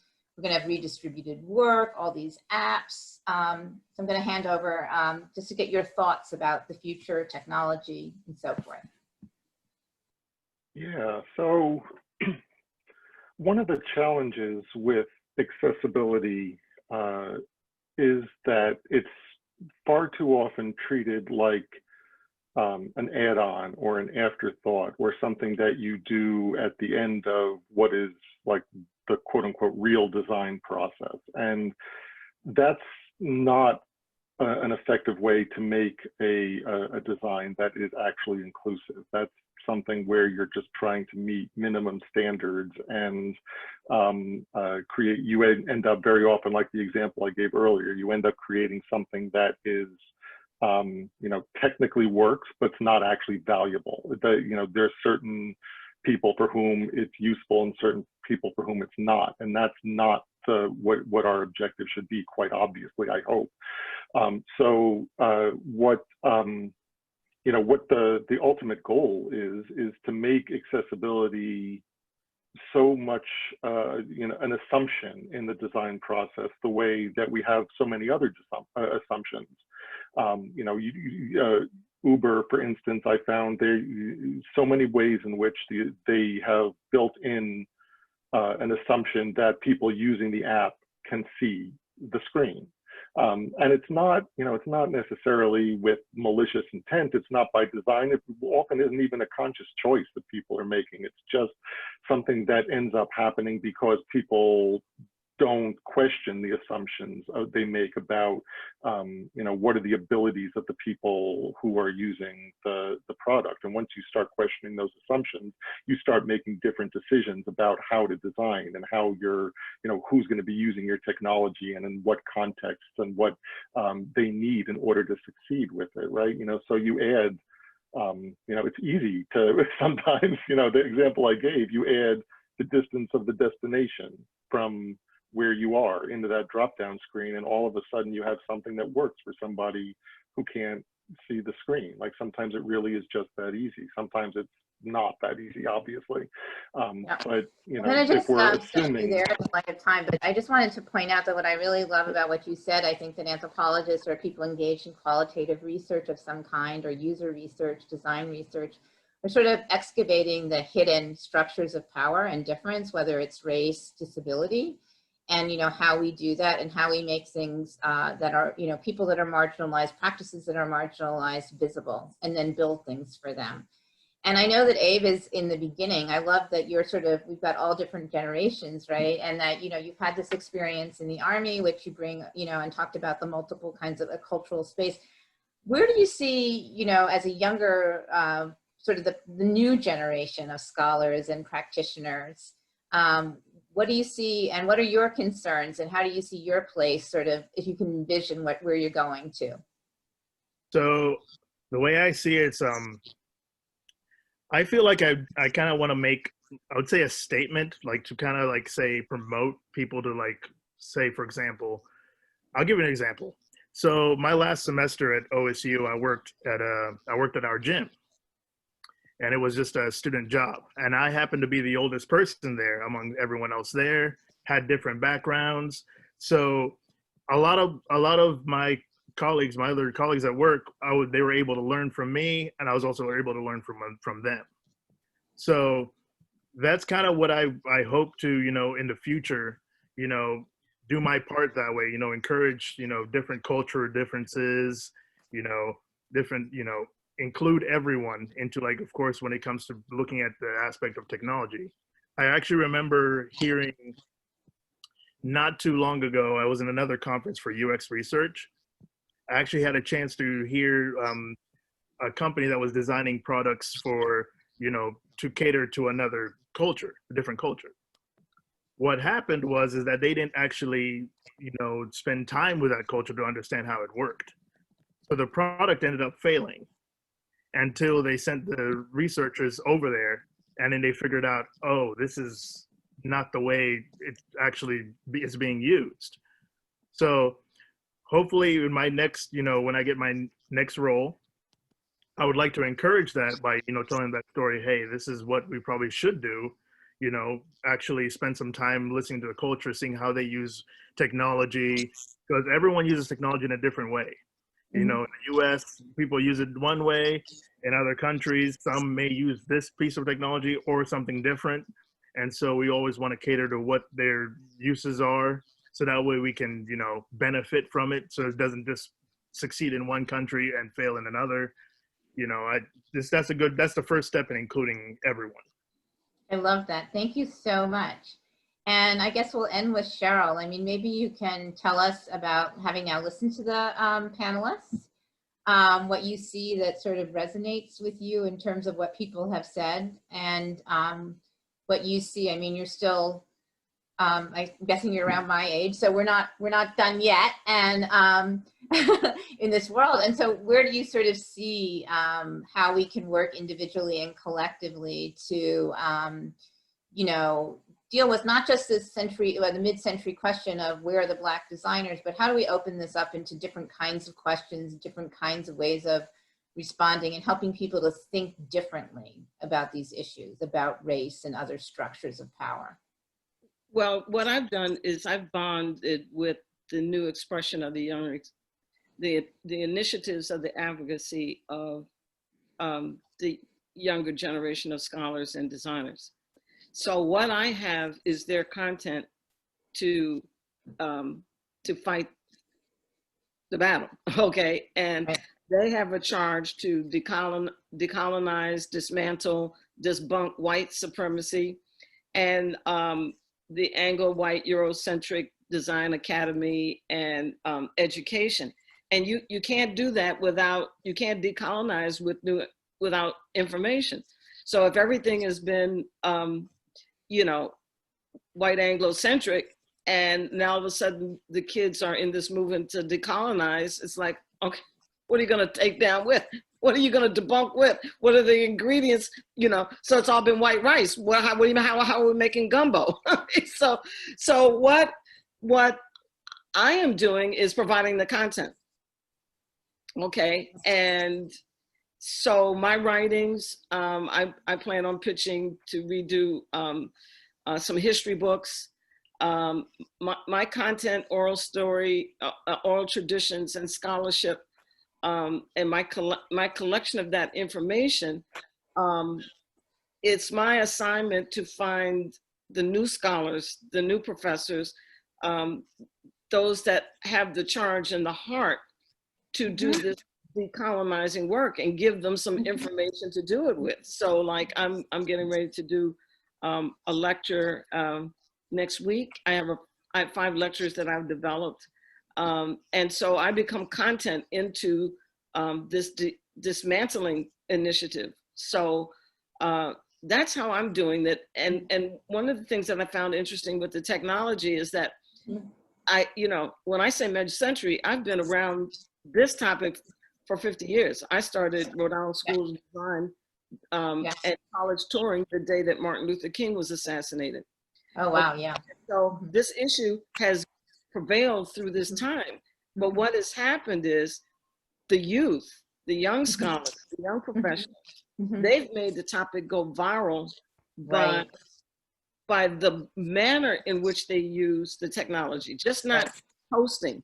Okay, so they've taken the ability to use social media to use design as a platform of protest. And so what has happened is what I couldn't do and generations after could do, take 50 years, it took them about 50 seconds to make the whole advocacy blow up.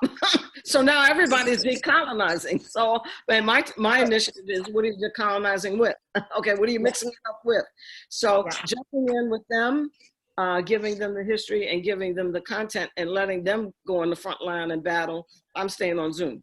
So we're all staying on Zoom for the time being, for the most part. Well, this is like incredibly inspiring set of people. I mean, each of you individually, and I think really collectively, about sort of the ways in which, I mean, our hearts are in it. I think each person has a personal stake in it.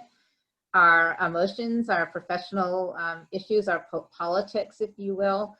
I mean, to me, this is where the heart of bringing academic expertise, different kinds of expertise, lies in a world that is just besieged by problems. And we can't just, if you forgive me for saying so, as somebody who's had their academic career almost the entire time exclusively in a university, although I've been consulting for a long time, I think this is where it's at. I mean, I think it's really important that we engage in public scholarship, and that we collaborate with people in different industries and different communities across generations. And I want to say that I'm just inspired by everybody's work, and I hope I get a chance, that we all get a chance to work together. So Lisa, thanks for this day and an incredibly inspiring set of people who, and apologies for my camera, because Zoom doesn't apparently sometimes on my new computer acts up. What can I tell you? So thank you.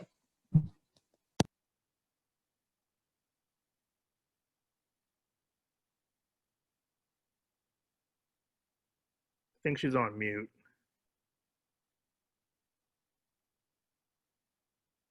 Silly me, I was on mute. Thank you. I was just saying thank you so much. And I'd like to introduce our next speaker. So if you could all turn off your cameras, thank you. Our next speaker is Zahara Chetty, who's the founder of the African Futures Academy. She's also a conscious design coach and a trauma and technology futurist. She's going to talk to us today about co-creating conscious futures to the 4th Industrial Revolution. So welcome, Zahara. Hi, thanks for having me. Okay, let me share my screen. Sure. Okay.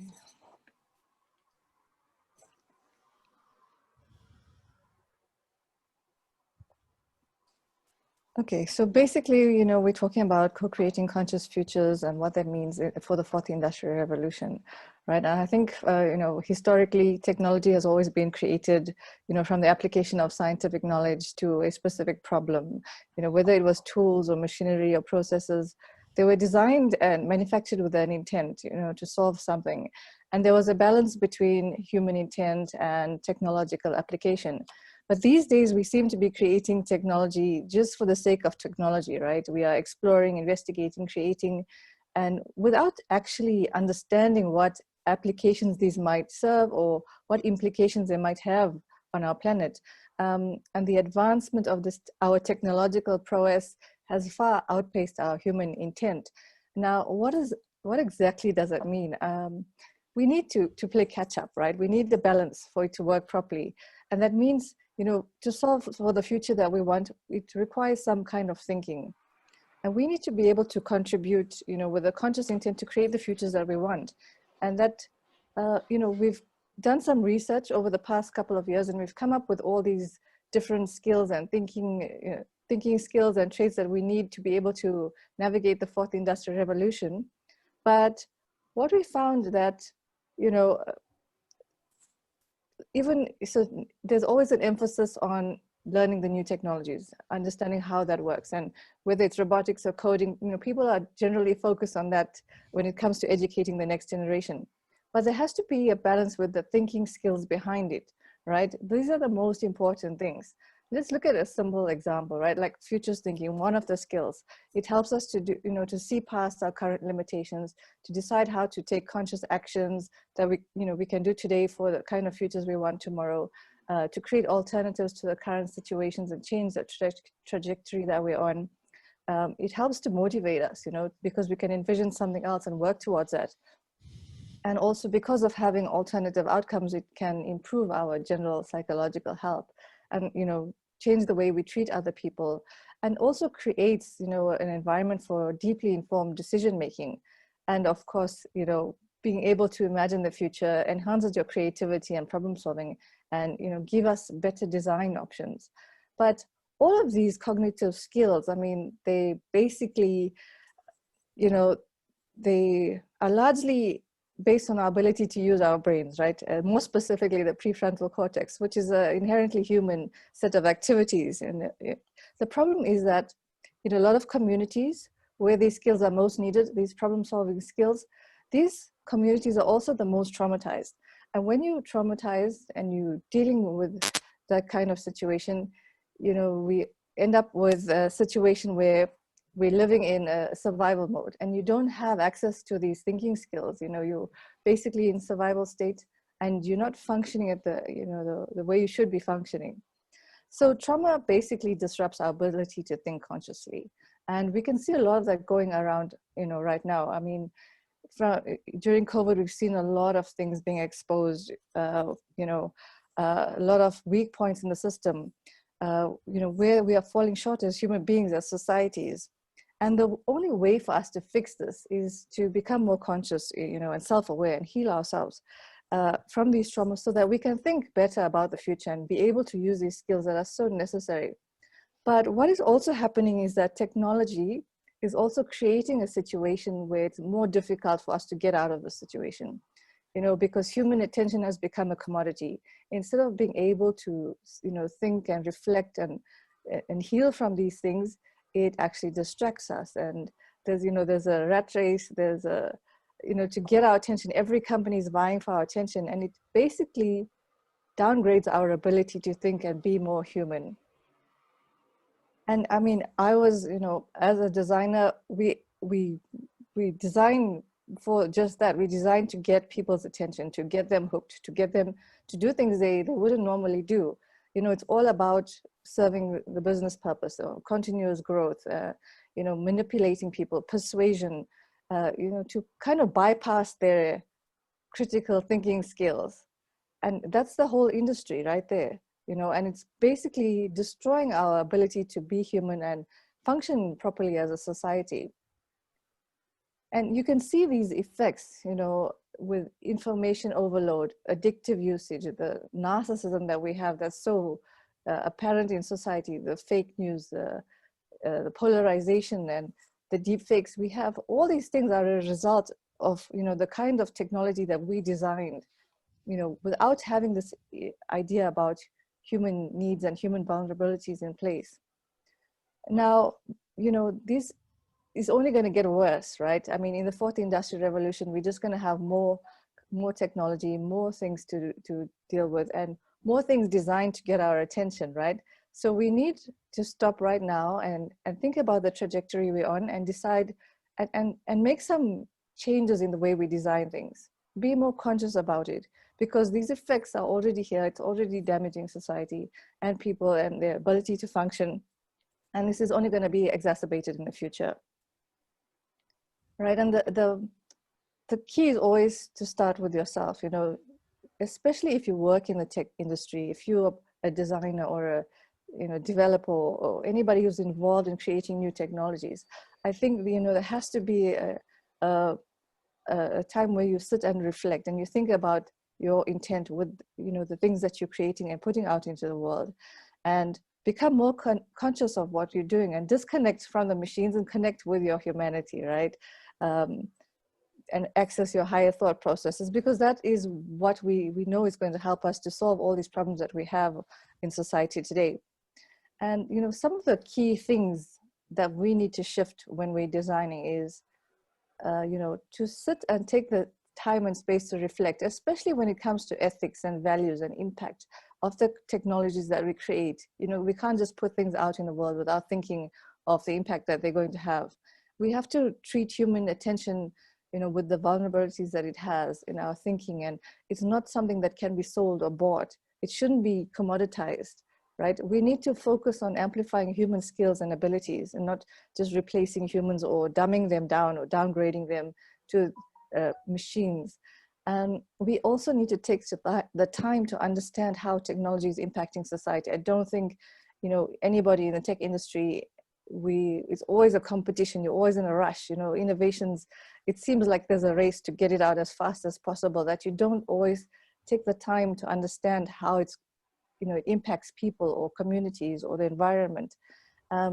And we just want unlimited growth. You know, we all want to be unicorns, but we don't consider how sustainable that is and be accountable for that, right? And we need to facilitate conscious human thought with technology, right? Not reduce people to basically automatic habitual creatures, you know, like we just want them to click on things all the time without even thinking. You know, the industry of user experience design is about making people do things without thinking. And we need to start designing more conscious things for the impact that we want to create in the world.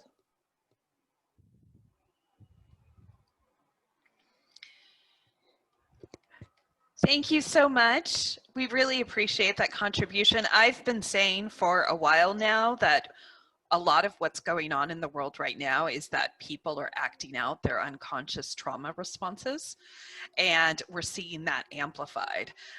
So do they freeze? Do they flee? Do they fight? Do they fawn, right? There are these various approaches that people have. And it's been really palpable, I think, for a lot of us. So thank you so much for your time, Zahara. We really appreciate it. Thank you. Okay, so next we have Megan Kierstead, who's a life coach and UX research leader, who's going to talk about why we need compassionate, authentic leadership. I love this topic. Thank you so much, Megan. You're welcome. I'm so excited to talk about it today. Wonderful. Need to share my screen.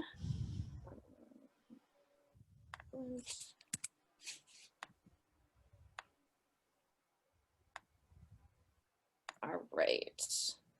Let's talk about compassionate leadership and why we need it in particular right now. I mean, I think all the speakers today have highlighted a lot of that, but we're going to start out with some, you know, startling stats. 91% of Fortune 500 CEOs are white men. That means a whole 9% are women or minorities, not very many. 4 to 20% of CEOs exhibit serious psychopathic traits. So the people who are running the biggest companies in the world are the ones who are disregarding and violating the rights of others. They lie. They have a grandiose sense of self-worth. They're manipulative. They exhibit lack of remorse. These are all qualities of a psychopath. These are the people who are currently running our world, particularly in the United States. In fact, I think we have a particularly narcissistic psychopath in charge nowadays. And we all know that the world is, you know, deeply troubled right now. Wealth equality is at unprecedented levels. Wealth is concentrated in the hands of a few in a way that it never has before. climate change is literally lighting the world on fire. If I'm in California and I can look out my window, it is dark today. It is apocalyptic outside because of all the fires that are burning. And obviously we have things like Black Lives Matter, depression because of the pandemic. Really, the world needs humane, compassionate solutions to all of these problems. And as we can see, the way things are right now are wrong. The people in charge are not solving the problems in a way that we need them to. They are not taking care of us. They are putting themselves first, and they don't care about other human beings on the whole. We need leadership that is really focused on taking care of other human beings and solving problems for humanity, because we have more problems now, more global, serious issues than we ever have before. I think anyone would probably agree with that. So what is compassion? Compassion often sort of gets equated with empathy, but it's a little different.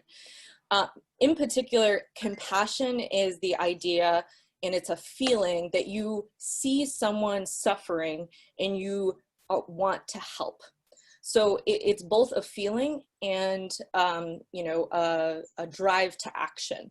So you can see why having compassionate leadership might change things. If we have leaders who care about inequality, who care about the suffering of others, maybe things will start to change. So I think in particular leadership, exhibiting compassion is incredibly important. Leaders create our culture. Leaders are the ones we look to when, we are in crisis. Leaders are the people who create the organizational structures to which we all, belong or subscribe to. They are the ones who have a significant power to shape institutions. So to create solutions to a lot of these problems that are plaguing us right now, we need people who care. We need people who want to help. And right now, I think things are not in that direction. We need products, we need technology, we need institutions, we need norms that really address human needs and a human need for connection. So this is my take on what a compassionate leader is. I think a compassionate leader wants their work to empower the happiness and well-being of others. So when they are looking to, say, build a product or manage a nonprofit, they want the work that their organization is doing to actually help. It's not just about making money. It's not just about employing people. It is also about a mission to help. They also genuinely care about the people in the organization, and they don't just want them to be productive, they want them to thrive. They want mothers to feel like they can spend time with their children. They want people to feel supported when they're struggling with mental illness. They want people to feel supported and cared about on their teams. They want them to grow. They want them to become better, more whole humans. And I think finally, I've already addressed this, but they don't put profits over people. When these things are at odds, which they sometimes are, they will choose to take care of their people and take care of people in the world over making a bunch of money. So how do we do this? Obviously, I have a vision for making this happen, but compassion can be taught. There's a bunch of research that it is in fact a learned skill. We do get born with some inherent compassionate qualities, but it also can grow. And in fact, there's all sorts of research about what causes people to be more compassionate than others. As it turns out, things like adversity often make us more compassionate. So I think, for example, having more Black people in charge would likely lead to more compassionate outcomes, because we know that racism has deeply affected every Black person in America. So they are much more likely to understand problems and have compassion for others. But since it can be taught, even if you don't have it right now, you can grow it. So meditation has been shown to affect people's brains. They've done MRIs and it shows that it increases altruism, particularly loving kindness meditation, which if you're unfamiliar with it, I included a link here. Essentially, you wish love and happiness to other people while meditating. It's sort of like a mantra. But you wish love and kindness and wellness to people, not just that you love, but people you also hate and dislike. And that is a tool for building compassion. Another thing is really just noticing when compassion is happening in your life, when people exhibit compassion toward you. Just noticing that will give you a improved compassion muscle, as it were. And then certainly I think one of the big steps, and something that almost all of us can work on, is being compassionate towards ourselves. The way that I think about it, particularly with my coaching clients, is when they're beating themselves up, when they have a lot of negative self-talk, I tell them, treat yourself and talk to yourself like you would talk to your best friend or your daughter or your husband.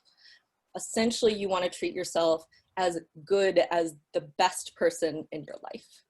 If you don't do that, then you're not going to be able to exhibit it to others.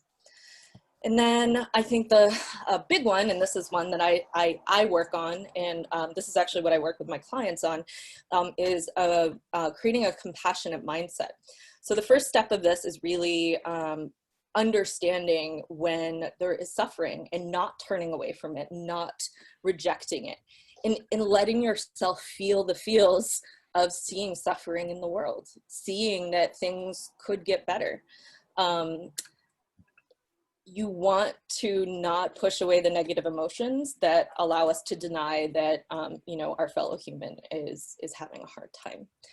And then once you understand it and identify it and feel it, you can actually take action to relieve the suffering. And compassionate leaders will bravely take action to relieve the suffering, no matter the consequences, no matter the relationships that they might damage. They are the kind of people who will step up and put people first. So my vision is really to create a whole new generation of leadership.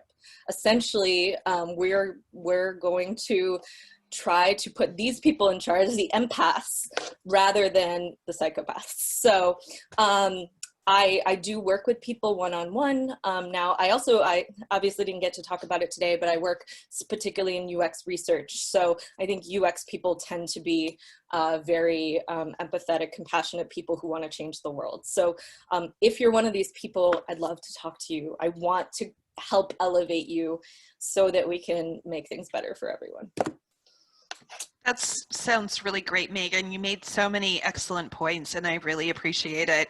It really is a mindset, and it's an abundance mindset, because it's about realizing that we are endless fountains of love if we allow ourselves to be, right? And altruism is key. Coming together is key. There is nobody who lives an isolated life completely distant from the rest of humanity. So in the words of Rodney King, I've been thinking about this a lot. Can't we all just get along? Exactly. Yeah. Let's actually give a shit. Yeah, for sure. Thank you so much. So next we're going to welcome Rita Wong, I believe it is. She's a doctoral student in applied organizational psychology.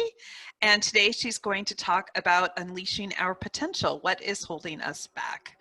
Thank you so much, Rita. Yeah, thank you, Lisa. Does everyone hear me clearly? Yep. Okay, cool. So today I'm going to talk about positive psychology or strengths-based psychology and its challenge. Why the resistance to change, positive change. But I'll start with talking about stress. The first stress research can be traced back to the year of 1917, when, you know, we lived under great stress, followed by 2 world wars, influenza epidemic in 1918, the Great Depression in the 30s, right? So there has been so much research on stress. Such research has provided a valuable insight into how to cure mental illness and improve employees' well-being in the workplace and life in general. During times of war, crisis, high pressure. Therefore, it's important to evaluate the effect of work as a stressor on employees' health and well-being. They cannot be overemphasized. Many factors in the workplace can be stressors, like interpersonal conflict, work-family imbalance, work demands, etc. Additionally, with the rapid development of technology and economy, and now with the pandemic and social movements, people face continual change in the workplace. When there are too much stress beyond our coping ability, theoretically, the resources are depleted and we experience burnout, as has discussed in our chat today, right? However, as Carl Jung said, the idea of development requires the possibility of change in substances, meaning that we as continuously developing human beings have the potential to stretch psychological resources. So let's talk about our potential. In fact, the focus of psychology has been more than just about mental health. It's also about making lives more productive and fulfilling, and identifying and nurturing high talent. So it's over 100 years later, this new generation are just more creative, more expressive. There's less of surviving demands and more of striving pursuit. So when we switch this mindset from previous problem solving to a strength nurturing mindset, we need a new approach. Also, the reason why we are here today, right, is that human history is reaching an unprecedented time when ideas, information, theories are pivotal in producing and defining reality. Indeed, human natures are unlike the physical, mechanical, mechanistic sciences. We're full of potential and indefinite possibilities, which support the humanistic theory that values ideas and meaning systems, especially in this information-based society. So when we recognize that societies and organizations become open to various interpretations, change, self-enhancement, in unleashing our capacities for advancing meaningful life. Resources can be built. Personal resources can be built through many kinds of interventions like expressive writing, mindfulness, meditation we just talked about, positive psychology, etc. Affirmative inquiry is one of my expertise. It's a strengths-based approach. It's about affirming what is working now and then strive for a better future based on the current reality. Due to the time limit, we won't be able to talk about those interventions in depth, but I believe we'll have opportunities in the future. Now I want to use the rest of the time to talk about resistance. Resistance to change, resistance to affirming the differences that we see in other people. Martin Seligman called for studies on positive psychology in the year 2000 when he was the president of American Psychology Association. He maintained that social and behavioral sciences can articulate a vision of good life that comes from identifying, amplifying, and nurturing strengths to buffer rather than to correct weaknesses and adversaries in life. Such strengths include valued experience such as flow and hope, as well as civic virtues such as responsibility and tolerance. Therefore, positive psychology is more than just keeping people happy. Rather, it's about adapting what is best to unique situations with all its complexity. Again, such positivist viewpoint is about embracing life as it is with all its complexity. However, as you may have experienced, it faces a lot of resistance. So the interventions that I just talked about, they are processes that stretch our capacity to tolerate and to unify seemingly contradictory elements, leading to improved insight and logical consistency. In other words, it's a process of broadening our consciousness. As life itself is alive, those processes are dynamic and sometimes even provocative. They explore into the unknown, uncertainty, and new possibilities that people may not have experienced, have previously considered. So it seems easy, it seems good, but it's tricky because we need to overcome difficulties and sufferings to build and broaden positive states and traits. What is in the unconscious is not deniable. How many of you are familiar with the concept of shadow? It refers to part of an individual or group that is incompatible in our conscious knowledge about ourselves, and therefore is repressed in the unconscious. Yeah, someone puts in chat, it's John's work. So to integrate the shadow, it's not easy. To integrate the shadow into the conscious needs us to be open and non-defensive. Shadow, it contains the full range of repressed feelings and thoughts that are considered unacceptable. It's also where we can find our censored strengths. When we repress and deny part of ourselves that we do not want, it limits our ability to perceive and understand the situation objectively and realistically. Therefore, it can be a process that triggers unintended results due to polarization. But at the same time, it can resolve conflicts and realize moral potentials in organizations and in society. So successful change needs us to constantly and humbly broaden our consciousness. And that's the most important thing that I want to leave you with today. Thank you. Yeah, Lisa, I think you're muted. I keep doing that, silly me. Thank you, Rita. That was so inspiring. I am a big fan of positive psychology and that whole movement, as well as the human potential movement. And, you know, it's so great to have positive things to focus on right now. So thank you so much for that. I appreciate it. Thank you.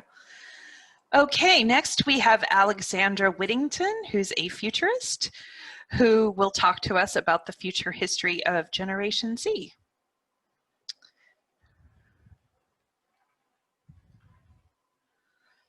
Let's just get Alexandra to start her video.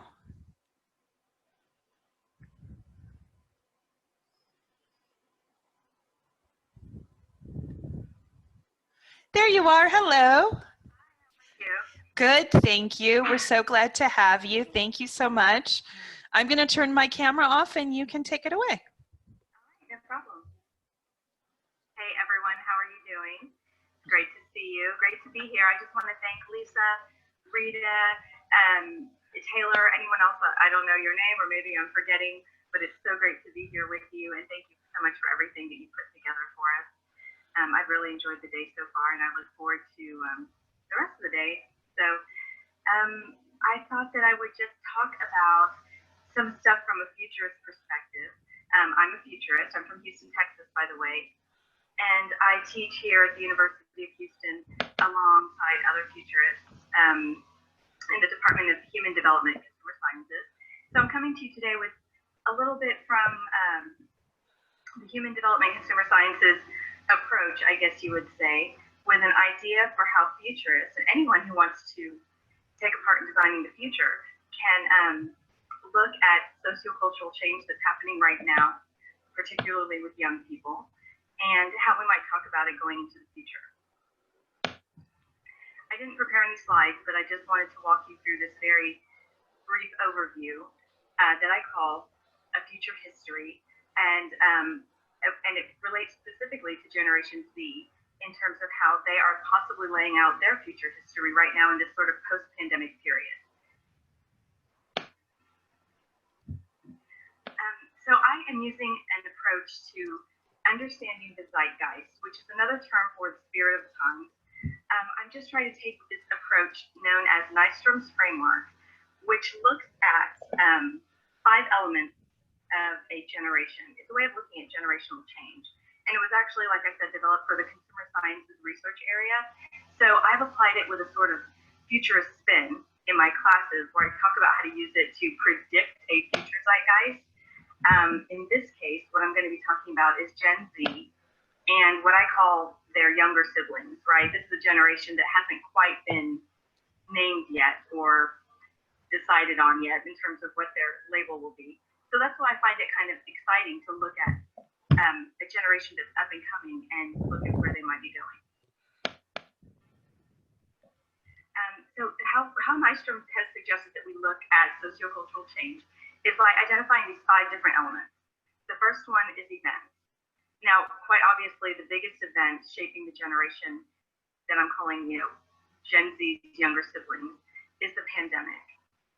So I don't think events are typically something that we have a difficulty labeling, but the remaining 4 categories can kind of be debated and discussed. And that's what makes this a kind of interesting workshop objective, because it leads to some really good social learning. The next item is social groups. So what is the dominant social group of Gen Z's younger siblings? Just because of the current events that we've been experiencing in this post-pandemic period, I'm going to say that one of the biggest social groups is going to be protesters. And I'm just walking you through an example of how this process, this thinking mental model framework might work. I would say that it's protesters. During the post-pandemic time, we've sort of seen social justice protesters all the way to anti-mask, anti-lockdown protests, right?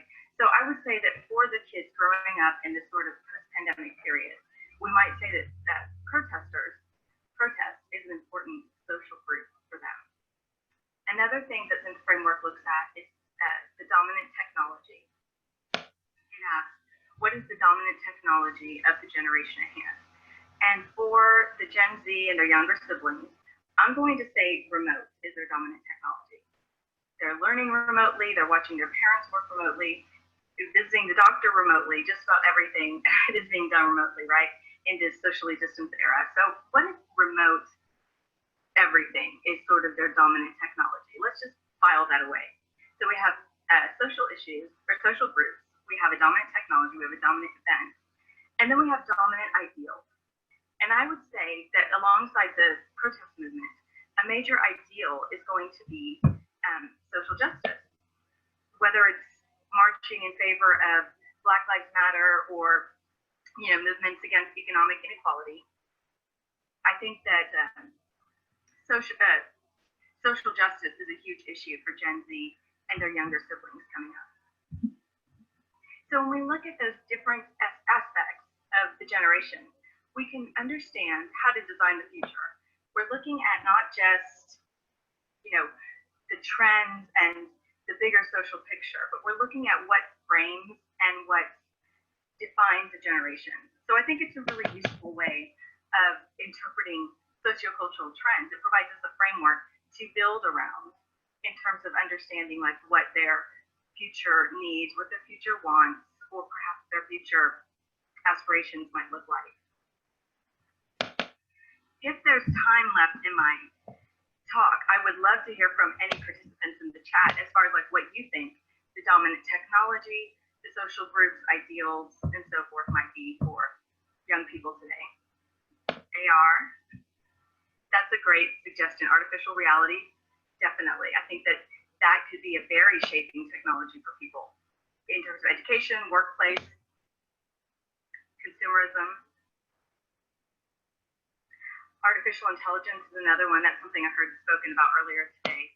And I just think that these elements of a generation can help us design and sort of offer different services, products, business models to a new generation. It's a really good way of understanding how consumers think.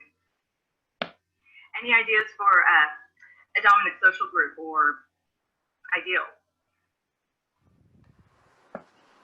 Socializing remotely, exactly, Zoom parties. All of this stuff is going down in the future history of Generation Z. So I think that those are great suggestions, yeah.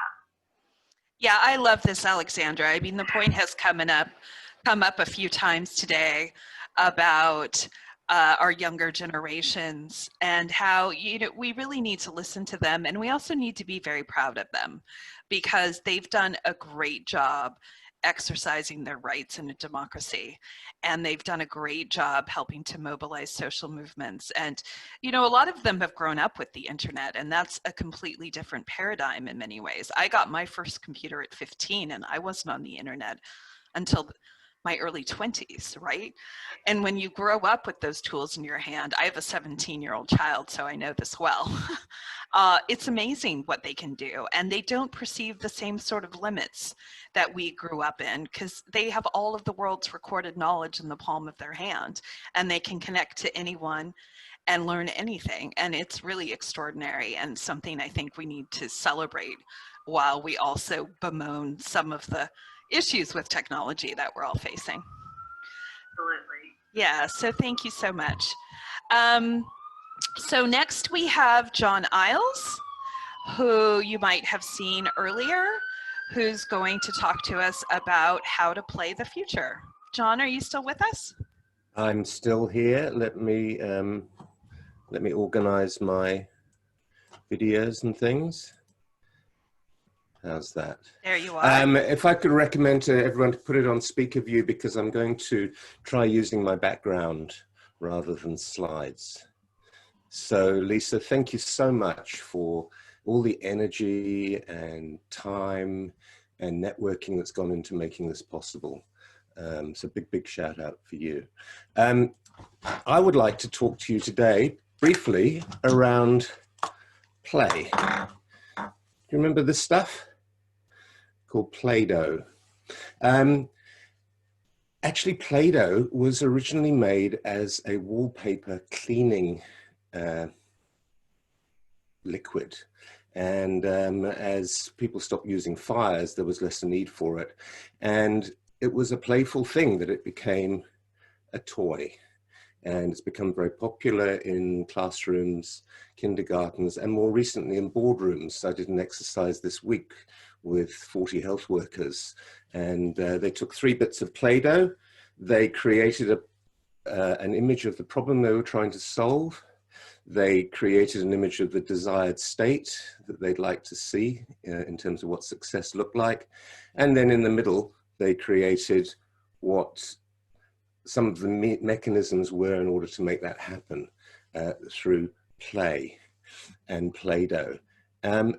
Play, a lot of inventions, some of our most important inventions didn't happen through design, they actually happened through accident and a curious mind and a playful mind. Wilhelm was playing around with cathode ray tubes and saw on the wall that there was a light. And playfully putting his hand out in front to try and interrupt the light, then saw his hand as an X-ray, and so began the X-ray. It wasn't until quite a bit later on the negative effects of radiation were then discovered. So yeah, that unexpected consequence of play. Play is incredibly valuable to us. It's been part of our evolutionary success, and if it wasn't important to us, it would have been bred out long ago. Coming out of the last financial crisis, brands that had strong brand equity were the ones that came back fastest and strongest and rebuilt greater than they were before. And that brand equity, as the recent brands report shows, actually is based in creativity and play. So it has very real value in terms of our survival, and it also has a real value in terms of businesses and corporations and organizations moving forward. We are in a time now of 2 things happening together. One is sameness. Things haven't really changed for many years. We still get up, go to work, go to school, we take short holidays, we come back, watch TV. many of our institutions are much the same as they were 100 years ago. Many of those systems were created in a different time, but are still with us. And alongside that sameness, we've also got change. And what we do know about that change is that it's coming faster and it's increasingly complex. And it's increasingly taking us outside of our comfort zone into areas where we have no maps, we have no directions. And for many, it's causing anxiety and fear. And when we're in a state of fear, as we've already talked about today, we go into, a fight-flight reaction, and our peripheral vision quite literally narrows as our thinking goes back to that spinal stem, really, and our alternatives become smaller, and our thinking becomes really quite unproductive, or less creative, certainly. So in terms of navigating this unknown, how do we do it if we don't know what it is? And we certainly know that what we don't know is far bigger than what we know. And I think we also know that the answers for our future are not known, and they sit in that unknown space. So how do we navigate that? How do we start to interrogate that? And I want to put forward the case for play. This is a picture of me this year in India. I got out one day before the airport closed, fortunately, and then went into 2 weeks of quarantine. This is at the Taj Mahal, and I'm jumping for joy, and I'm jumping just because I can, and for the pure exhilaration of it. I put this image here because it describes the leap. And Plato, many, many years ago, was one to talk about play as defined in the leap. And I don't know if you can see here, this child jumping off the step and landing.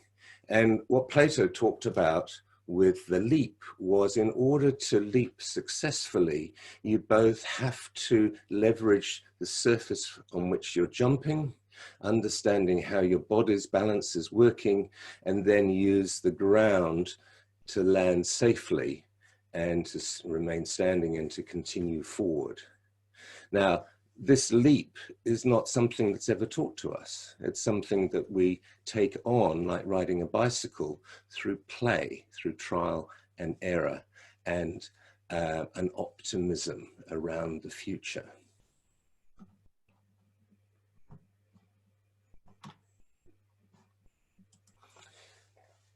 Here's another example, I'll just get out of the way first, of grandfather and grandson playing. Now, I love this image because the child hasn't been successful in the goal of getting the ball into the arms of the grandfather. However, the grandfather is smiling, laughing, the child laughs and is happy to start again, hasn't been intimidated, and is open to this playful, opportunistic moment. Play, I think, has been misunderstood within the corporate and organizational environments. It's often seen as frivolous. It's certainly something that's not been able to be measured, and therefore, because it hasn't been able to be measured, it's hard to manage. It's seen as chaotic, and some may even question, its dark side. My response to the dark side of play is, things like sadism, things like cruelty, don't have a part anywhere in society, but they appear in all sorts of places, and they do appear in play. For some, people see the opposite of work as play, research has shown very clearly that actually the opposite of play is depression. And when we're depressed, we no longer can see opportunity. Every problem, every solution seems to have a problem when one's depressed. However, when in play, every problem magnificently has multiple solutions. And there's lots of very simple activities that can be done that take 2 or 3 minutes, including one with Play-Doh, that can stimulate play and help us to get back in touch with our playful selves, because it was something that almost all of us did. Again, research shows that for those who had very poor play histories, there is a tendency to dysfunction.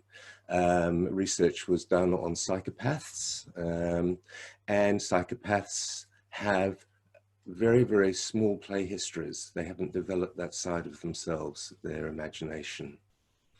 As Einstein said, imagination is far more powerful than knowledge. Now, there is one thing around play, and I mentioned it earlier that when you're in fear, you can't be in play. When you're in fear, it's very hard to learn, and when you're in fear, it's very hard to be creative. So one of the challenges moving forward for organizations, I think, who want to really bring play into their companies is to learn how to create safe spaces for people, how to take care of those basic human needs, and once feeling safe, to explore, to play, to make mistakes, and then to learn how to harness those ideas and to synthesize them and to build on them, because no idea generally comes out fully formed. They're usually tiny little shoots that can wither away and die easily if they're not watered and nurtured. So the ideas that spring from play require that nurturing to be brought forward. Play provides environments where happy accidents can happen, happy accidents like the X-ray, happy accidents like the creation of penicillin, happy accidents around Velcro. So we need to create environments that are safe. We need to create environments that are more playful. We need to learn more techniques, I think, simple techniques that bring laughter and enjoyment and playfulness in life. And then to harness those fruits and to get rid of those that maybe aren't appropriate. What was the famous quote around the light bulbs? Creating 1,000 light bulbs that didn't work, but it's part of that process. So my proposal is that we need to be playing more, we need to be laughing more, we need to be having more fun, we need to be less serious, and we need to be taking that leap. We're all prisoners of hope, and we need to be setting off and embracing that future, feeling into it, and exploring. So Lisa, thank you for the opportunity to have some time with you today. Well, I'm very passionate about play as well. I actually know John because I did my doctoral work in New Zealand. I studied online gamers, so I'm very interested in these topics. What you were saying about Plato also brought the famous quote to mind: you can learn more about a person in an hour of play than in a year of conversation. And I think that's definitely true. So thank you. I was reading an article just recently, and Jeff Bezos was saying that actually he's a big fan of wandering, aimlessly wandering, and that actually his best decisions have not been made through logic, but through play and intuition. So yeah, that's definitely the case. Yeah, we have to challenge all of our assumptions, right? So we do. Thank you so much, John. And a note for everybody, I completely screwed up our schedule. We were supposed to have our recalibrate our fate panel before Alexandra, but I misread my notes.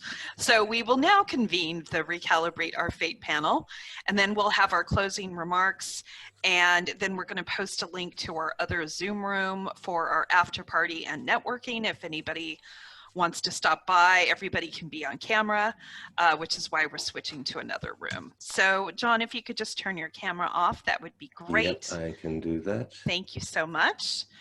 And now I'd like to welcome Chris Deming, who's a design anthropologist and workplace futurist. You met him earlier.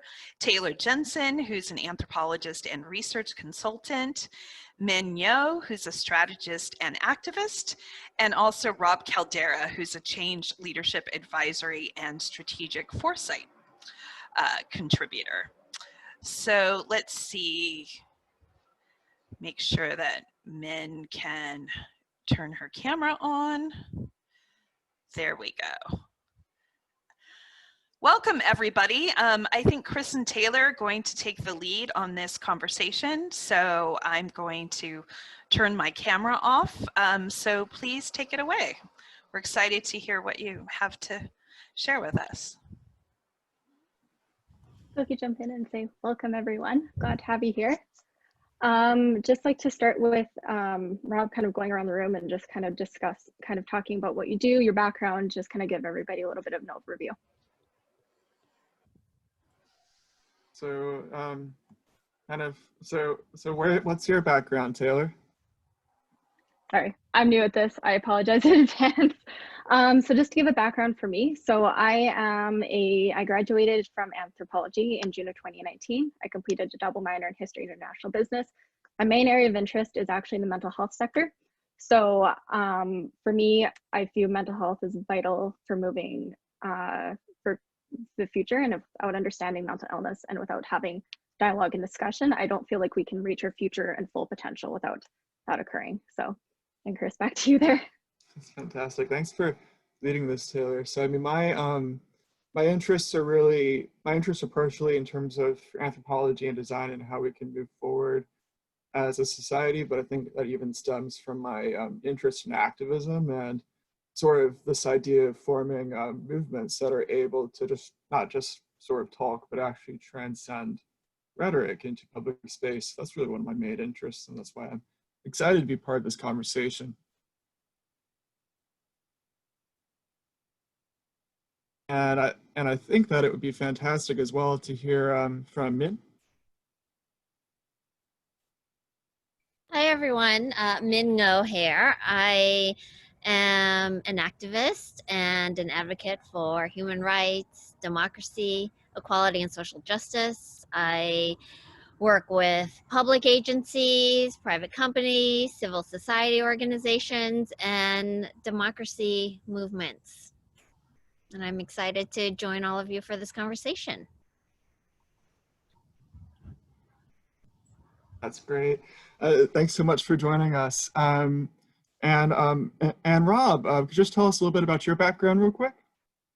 Sure. Hi, everyone. I'm Rob Caldera. I'm the owner of Future Shift Consulting. It's my own consulting practice that's dedicated to helping organizations navigate disruptive change more effectively and adapt to new ways of working, ultimately making the shift hopefully to the future of work, which is also my focus. I'm certified in both organizational change management and strategic foresight, and very happy to participate in this event today. So thanks for having me. Good to have you here, Rob, and that's fantastic. So we're going to start off with a few questions. So we're going to start with Min first here. And so we're just going to ask you, what does it mean to you to design the future? So what does a future, what does it mean to you to design the future? Now, I think for me, what that really means is, and this is what I mean when I say I'm an activist. I think as activists, we're builders, right? And designing the future is this recognition that the future we want is the one that we create. It's the one that we can envision for ourselves and for the broader world. And we have the tools, we have the creativity, we have the ingenuity to visualize and to, you know, and to make that happen. You know,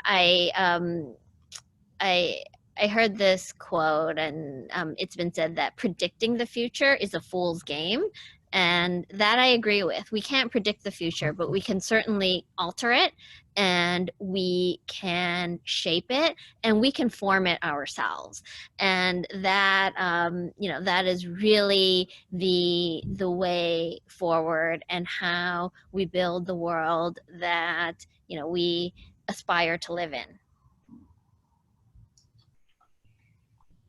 That's fantastic. I love it. And Rob, same question to you. Sure, thanks. Well, I mean, I love this question. It's so interesting. So designing the future, to me, I mean, that question, it implies that the future is not yet written, right? Now, of course, that seems kind of quite obvious. No one knows what the future holds yet. Yet I was thinking that if you look around, we often act like that's not the case. I mean, take, for instance, the topic of AI, artificial intelligence, that's comes up frequently, right? There's a fear out there about AI replacing most jobs in the not too distant future. It's not an irrational fear, right? It's certainly a strong possibility. However, it's not a certainty. In fact, who decides, right, if AI replaces all jobs or not? We do. Society does, right? After all, work, jobs, those things are human constructs. But if we came together and decided this is not the future we want, then we could forge a different path, unless we believe that the forces that govern like societal changes, things like globalization, accelerating technology, existing power structures, among many other things. If we think that those things are too powerful for us to affect, then we may have come to a different conclusion. But actively designing the future, I think, is one way to counter those things. So I would say that the first step in designing the future is really getting people to believe that they really can affect change on that level. Because if they don't even believe that, then you can't even start. Then once you get them to believe that they can do that, I would say the next step is that we need to start by studying the future. And yeah, that's a thing. I mean, we have a number of futurists on here, so they would all agree with that.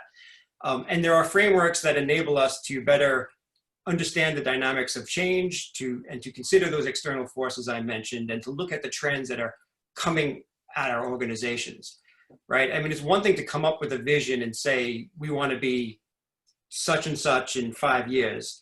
But with the rate of change that's happening so fast today, those visions would mean nothing if they aren't tested and modified against different plausible scenarios that will impact them. So in other words, long story short, designing the future to me means anticipating and influencing change to create a preferred reality.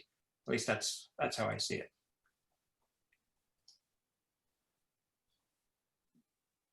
Go ahead. No worry, I was just about to say you're muted, Taylor. Perfect. Still getting used to the technology thing, millennial, you know.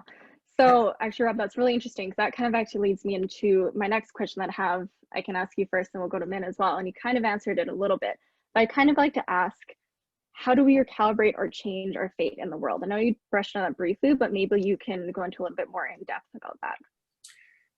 Sure.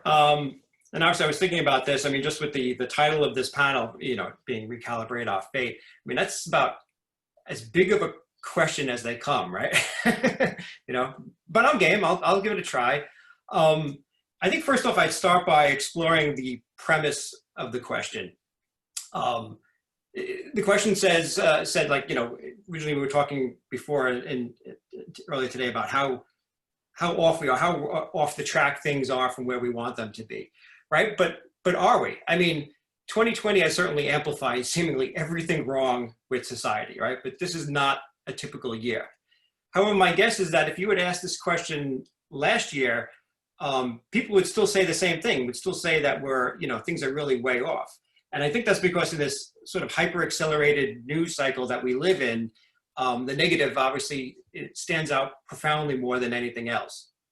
Yet when you objectively look at society today using an array of different measures, we are so much better off today, 2020 notwithstanding, not just from hundreds of years ago, but even looking back to recent decades. I mean, as I say, we're in an age of abundance, and I know Lisa touched on that this morning, as they call it. Now, don't get me wrong, there's still a ton that needs to fix, and I'm probably the first to complain about everything wrong that's out there. I just think on some level, that some level setting actually is needed first, and some perspective shifting is important before doing any recalibrating. You know, we should recognize what's good in the world so we don't sort of throw out the baby with the bathwater, so to speak. But to answer your question, how do we begin to change our fate? First, we need to agree altogether, what is the change, right? What actually needs to become that future? I mean, change itself is difficult enough, but there are proven ways to go about enabling change, even large societal ones. But you can't do that unless we all agree on what the future is that we want it to be. Now, this doesn't mean that we have to agree 100% on one ideology versus another. I mean, that will never happen. But it seems like we've gotten to the point these days where we can't even agree on what's up and what's down, right? Or what's, yeah, we just, nobody can seem to agree on anything these days. We've lost that sort of unifying fabric, the core principles that, you know, held us together even when we strongly disagreed on the specifics of an issue. So I think first off, we need to get back to the basics of what's right and wrong, what's real versus fantasy, what's fake news versus real news, right? Then after that, I think we need more of this, right? Talking, collaborating across groups, not just doing it in our own silos and our own bubbles with the people we already agree with. We have the capability today to digitally collaborate and bring people together on a scale never seen before in the history of humanity, right? But instead of using it that way, we have Twitter and Facebook, all right? So I believe that if we're going to recalibrate our fate and enable significant change, one of the first things we need to do is repurpose this technology and tap into the power of peer networking so that we can organize and collaborate and connect with each other in more engaging and more trusting, more meaningful ways, just like we're doing today. And I think doing that will help drive successful outcomes, you know, one issue, one person at a time. So that's how we start, at least. Great, thank you so much, Rob, for your insights. Amazing points there. I wish I could list them all, but it's very, yeah, they're great points. So I'd love to actually push, give a question over to Min as well and get your view on how we can recalibrate or change our fate in this world. Yeah, similar to Rob, my first reaction is, whew, that is a very big question, and it's one that we're not going to solve in the few minutes that that we're together today. But as I was thinking about that, I was reflecting on the change we've seen in the world over the last 6 months.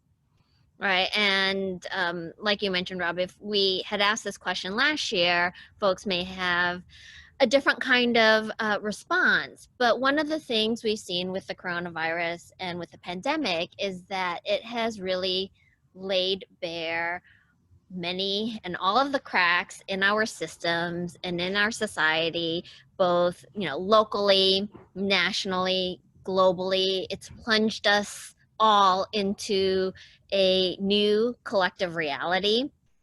But what we're also seeing is that it's bringing about a new sense of unity, solidarity, and cooperation in a span of a few months. We've seen change that we would not have thought possible a year ago. We've seen industry shut down. We've seen economy shut down. We've seen new ones emerge. We've seen people completely change their lifestyle and their approach. There are entire companies where I am in Silicon Valley that have moved from building basically mega corporate towns to saying we're going completely remote. We're sending everybody away. We're changing the future of work.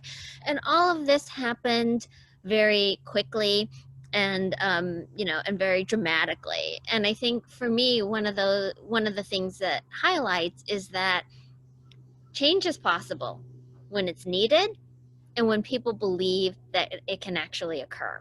And the pandemic created a set of circumstances where we were forced into a collective sense of change and recalibrating what the future might look like.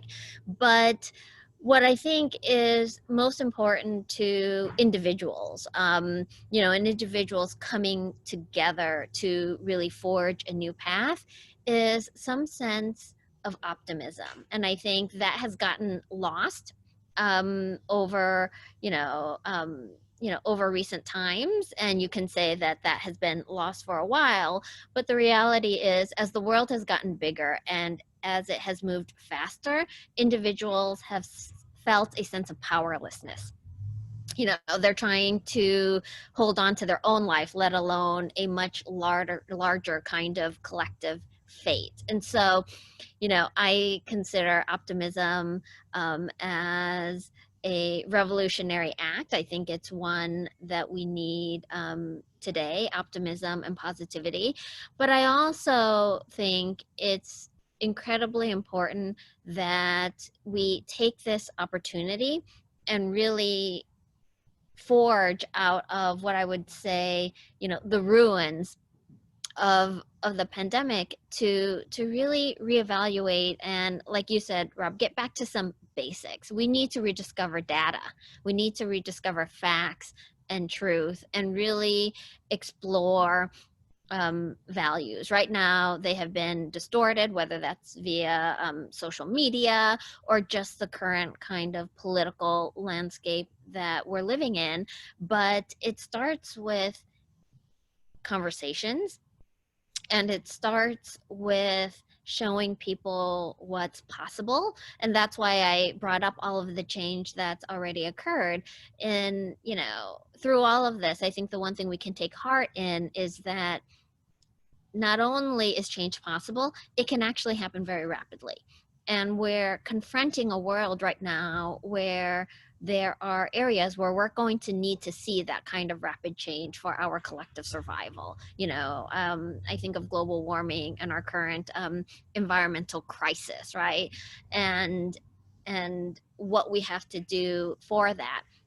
And so I think if people take a look at what has already transpired, and we can start to not just come together in a sense of unity, but really one where there's collective optimism and this belief that while we don't have to agree on everything, we have to believe that people do have the ability to to move these tectonic plates to shift the narrative and forge a new path.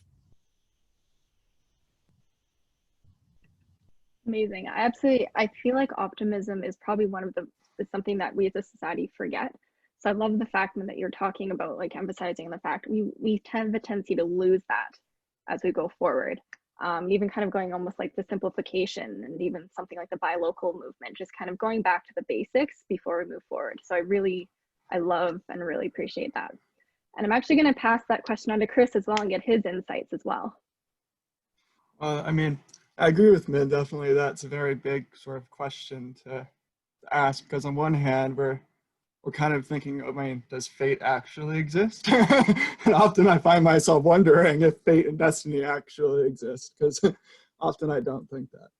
And then there is the future, and then again, is there actually one future, and whose future is it, and who creates the future, and what futures are there, and is my future different than yours, and then what sort of social conditions create that? So I think within this conversation, I think rather than necessarily focus on that stuff immediately, I think I'd like to bring it more towards actually what Rob and Min were talking about in terms of conversations. I think that perhaps a lot of the issues that at least American political discourse faces is how it's often very fragmented. There's very little talking across groups of people. There's very little even within the progressive movement. There's very little engagement on what being a progressive actually is. There is one definition being socialist, and that's what people within the progressive movement seem to think. But actually, there are many different types of socialism, for example.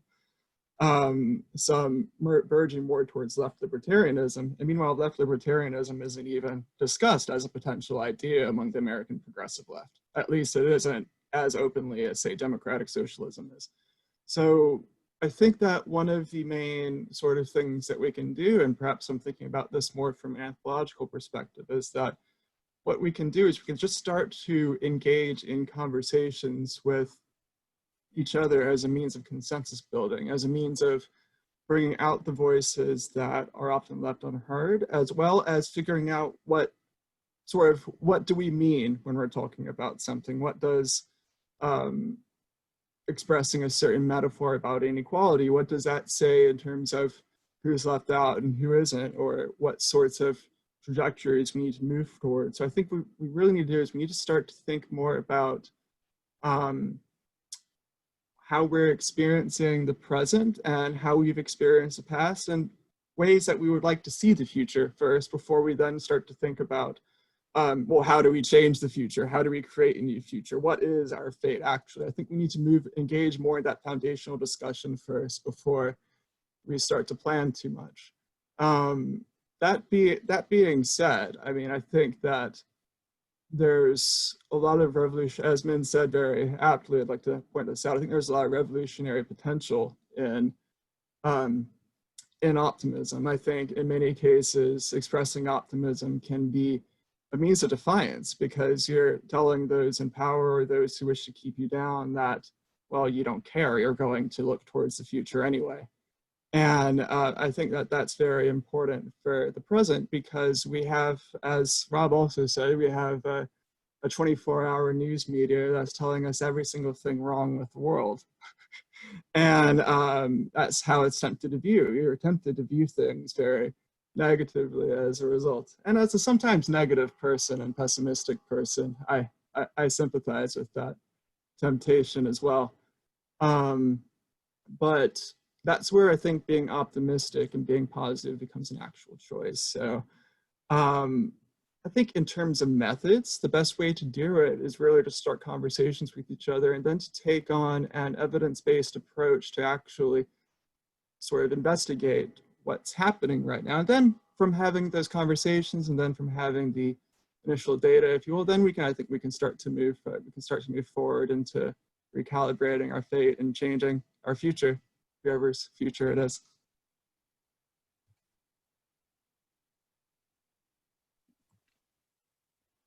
Those are excellent points, and actually very thought-provoking, especially considering when you talk about the 24-hour news cycle and just the fact that we're inundated with chronic just bad news after bad news after bad news. And it even leads some people to go look at positive news for change, because you start to wonder what's good in the world left. And there's some reason for hope, there's some reason for optimism, and there is some, even at the grassroots movement, such as like Greta Thunberg, those type of people. So that's really very interesting and very relevant. So since we're kind of talking about the future, if we have time, I would actually like to ask, I'm going to leave this open for anyone who'd like to ask this question, but I'd like someone to describe what an ideal world would look like to you, and how as a society, what steps do we need to take to create that ideal world? So anybody who'd like to answer that is more than welcome to. I know it's a bit of a big question, but and a little bit thought-provoking there.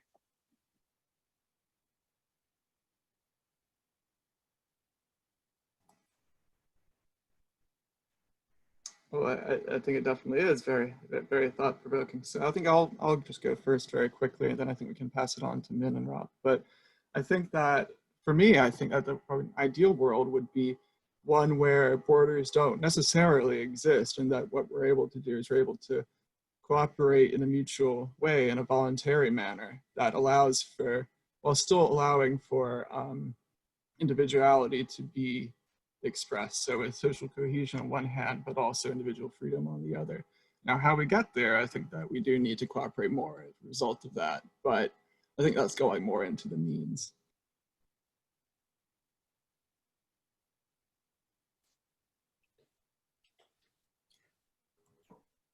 And Rob, what do you think? Sure. Well, as you know, it's a tough question. obviously there's tons of things I'd want to see change. I can give a laundry list of how I think, what the world should be. And those, of course, would all get into different various political issues. So the one thing I think I'd like to focus on is, so my area I deal with a lot of is the future of work, right? So I think work being such a driver for somewhat of basically everything in the world, how can we change work for the better, right? Too many of us look at work, maybe not us here, but I'm saying in general, look at work as this thing that, we just do, you go to it, then you come home, and your life is actually spent in the hours when you're not working. Yet you spend the majority of your hours at work, not counting sleep. So why is that? Why is work looked at that way? How can we improve work for the better? And there's a lot of work being done around that, around that. But I think looking at how we organize our companies. Right now, it's based on sort of this old industrial age model. Even though we're in the 21st century, the underlying foundations of how we organize and how we go about work is still very much old-fashioned based. And I think that needs to change. And I can get into a million things on distributed workforces and self-management and all this stuff, but that's the bottom line. I think if we really take a close look at how we can change work for the better, to make it more engaging and more meaningful and still accomplishing things for everyone, I think that would help drive other things in the process.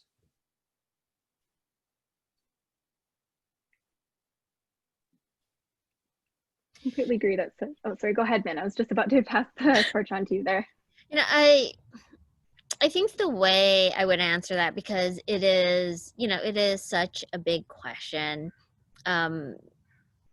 I take it down to what drives me on a daily basis. I am a mother, and I look at my child, and for me, the ideal world is one where he simply gets to be,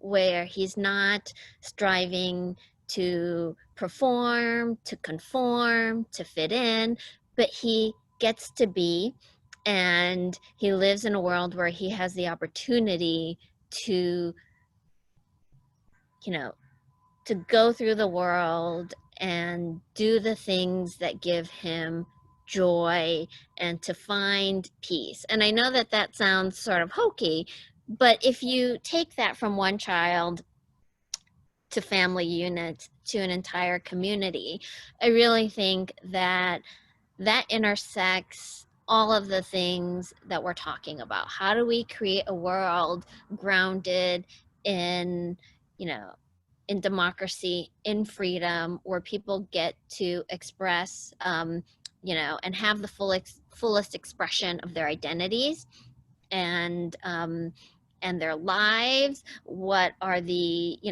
social mechanisms that have to be in place for for that to occur? What are the supports that we need to have in place? What are the basic needs? And how do we really equalize that opportunity? Because I think that world does exist today for a very small subset of individuals, right? And that is part of what we're of what at least I'm striving to change. But the measure of that success, they always say that we're as strong as our weakest link. And so to me, I always look at who are the most marginalized, who are the most vulnerable. And when they are also able to step into this kind of personal freedom and the ability to be and to live and, and to do all of those things, that's when I'll know that we've created the right balance and harmony for my ideal vision of, of what that perfect future would look like.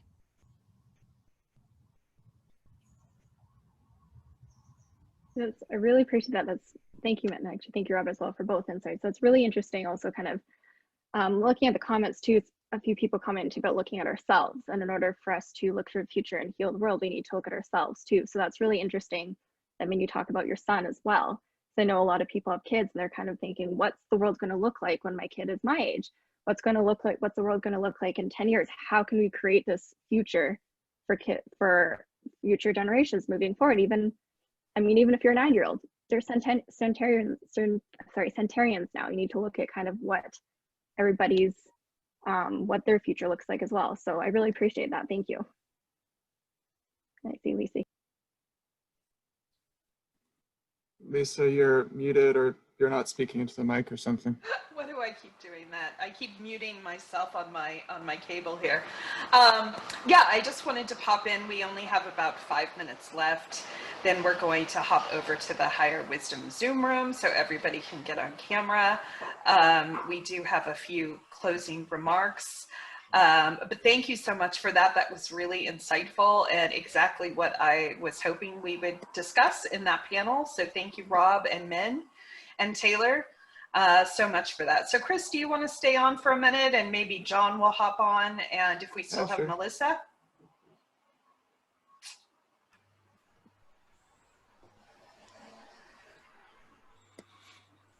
We might have lost Melissa. I think she's having camera troubles and she's on some epic deadlines. But just in our last 5 minutes, maybe we'll just wrap up a little bit. I will give you my thoughts. I definitely perceived there were a bunch of themes that emerged from this discussion. I think we really need to align around common values. I think also identifying values and ways of moving forward that are positive and optimistic are very important. Certainly having conversations across silos and bringing a multidisciplinary perspective to bear, but also a perspective that is inclusive of co-creation, that's inclusive of play and experimentation, that's also inclusive of us being able to stand in our truth and being able to speak truth to power when we need to, but being able to do it in a constructive way. So John, do you have any final thoughts? I'm reminded of a story that's a lesser known version of evolution. And it's really a fairy story. The creator had, you know, animals and humans, everyone there, and was allocating one wish. And the giraffe looked at the top of the trees and the nice green shoots there and wished for a long neck. And the fish saw all of the exciting coral and seaweed and wished to be able to swim and breathe underwater. And so the animals chose different gifts. And when it came to the human couldn't decide. And the human since then has gone and found ways to breathe underwater, has found ways to fly like the bird, has built ladders to reach the tops of the trees. And this gives me hope, because when I look around and I see the extraordinary things that we've created together, for example, flying and having huge, enormous jumbo jets flying across the world, landing on time, you know, these enormous airports moving people around, just as an example of what it's possible to do, just gives me enormous hope. And I think it is about moving beyond survival. Of course, many are surviving, and sadly, you know, another 500 million people are moving into absolute poverty this year. But we, in a way, as humans, have ticked that box. We know how to survive. And so moving beyond survival, you know, what is our purpose? Who do we want to be? What do we want to be? And thinking about people, thinking about planet, thinking about purpose, and thinking about prosperity. And the answer is working together. Mm-hmm. It has to be. Yeah, for sure. How about you, Chris? Any final thoughts? Well, I think that what this discussion today has really said is that I think we all have different visions of what the future is and what we want to see. But I think that even today, there's a lot of potential that we've been that sort of exhibited, I think, in terms of what we want the future to look like. And I think that if we continue having conversations like this, where we really discuss, well, what's important now and what do we want the future to look like, then I think there's a lot of potential for change. And even, for example, even with the design thinking panel earlier, where we didn't just take design thinking and sort of ran with it. We also critiqued the idea of design thinking and to try to turn it into something better that, that creates meaningful change outside of the existing commercial paradigm. So I think that there's definitely a lot of change. I really look forward to seeing future conversations like this. That's great. Yeah, me too. So I think this was successful today. So I'm feeling good about that. We are planning for this to be a series of interviews, workshops, events. We're probably going to hold one every month. We will update designthefuture2020.com. If you want to learn more about Higher Wisdom, you can visit higherwisdom.org. That's H-I-R-E, wisdom.org. And we're thinking that our next event will probably be sometime in October, and we're going to focus it around co-creation, creativity, and play. So that's our plan. Thank you all for joining. Thank you, of course, to our speakers and panelists. It's been amazing to have this group come together, and I hope we can do more of this. It's been really invigorating and stimulating. So we're moving over to the Higher Wisdom Zoom room. Just for any of you who want to chat or have questions, the link is in the chat. So hopefully you'll join us there for a few minutes after this. So thank you all so much. I'm going to end the webinar now. Thank you.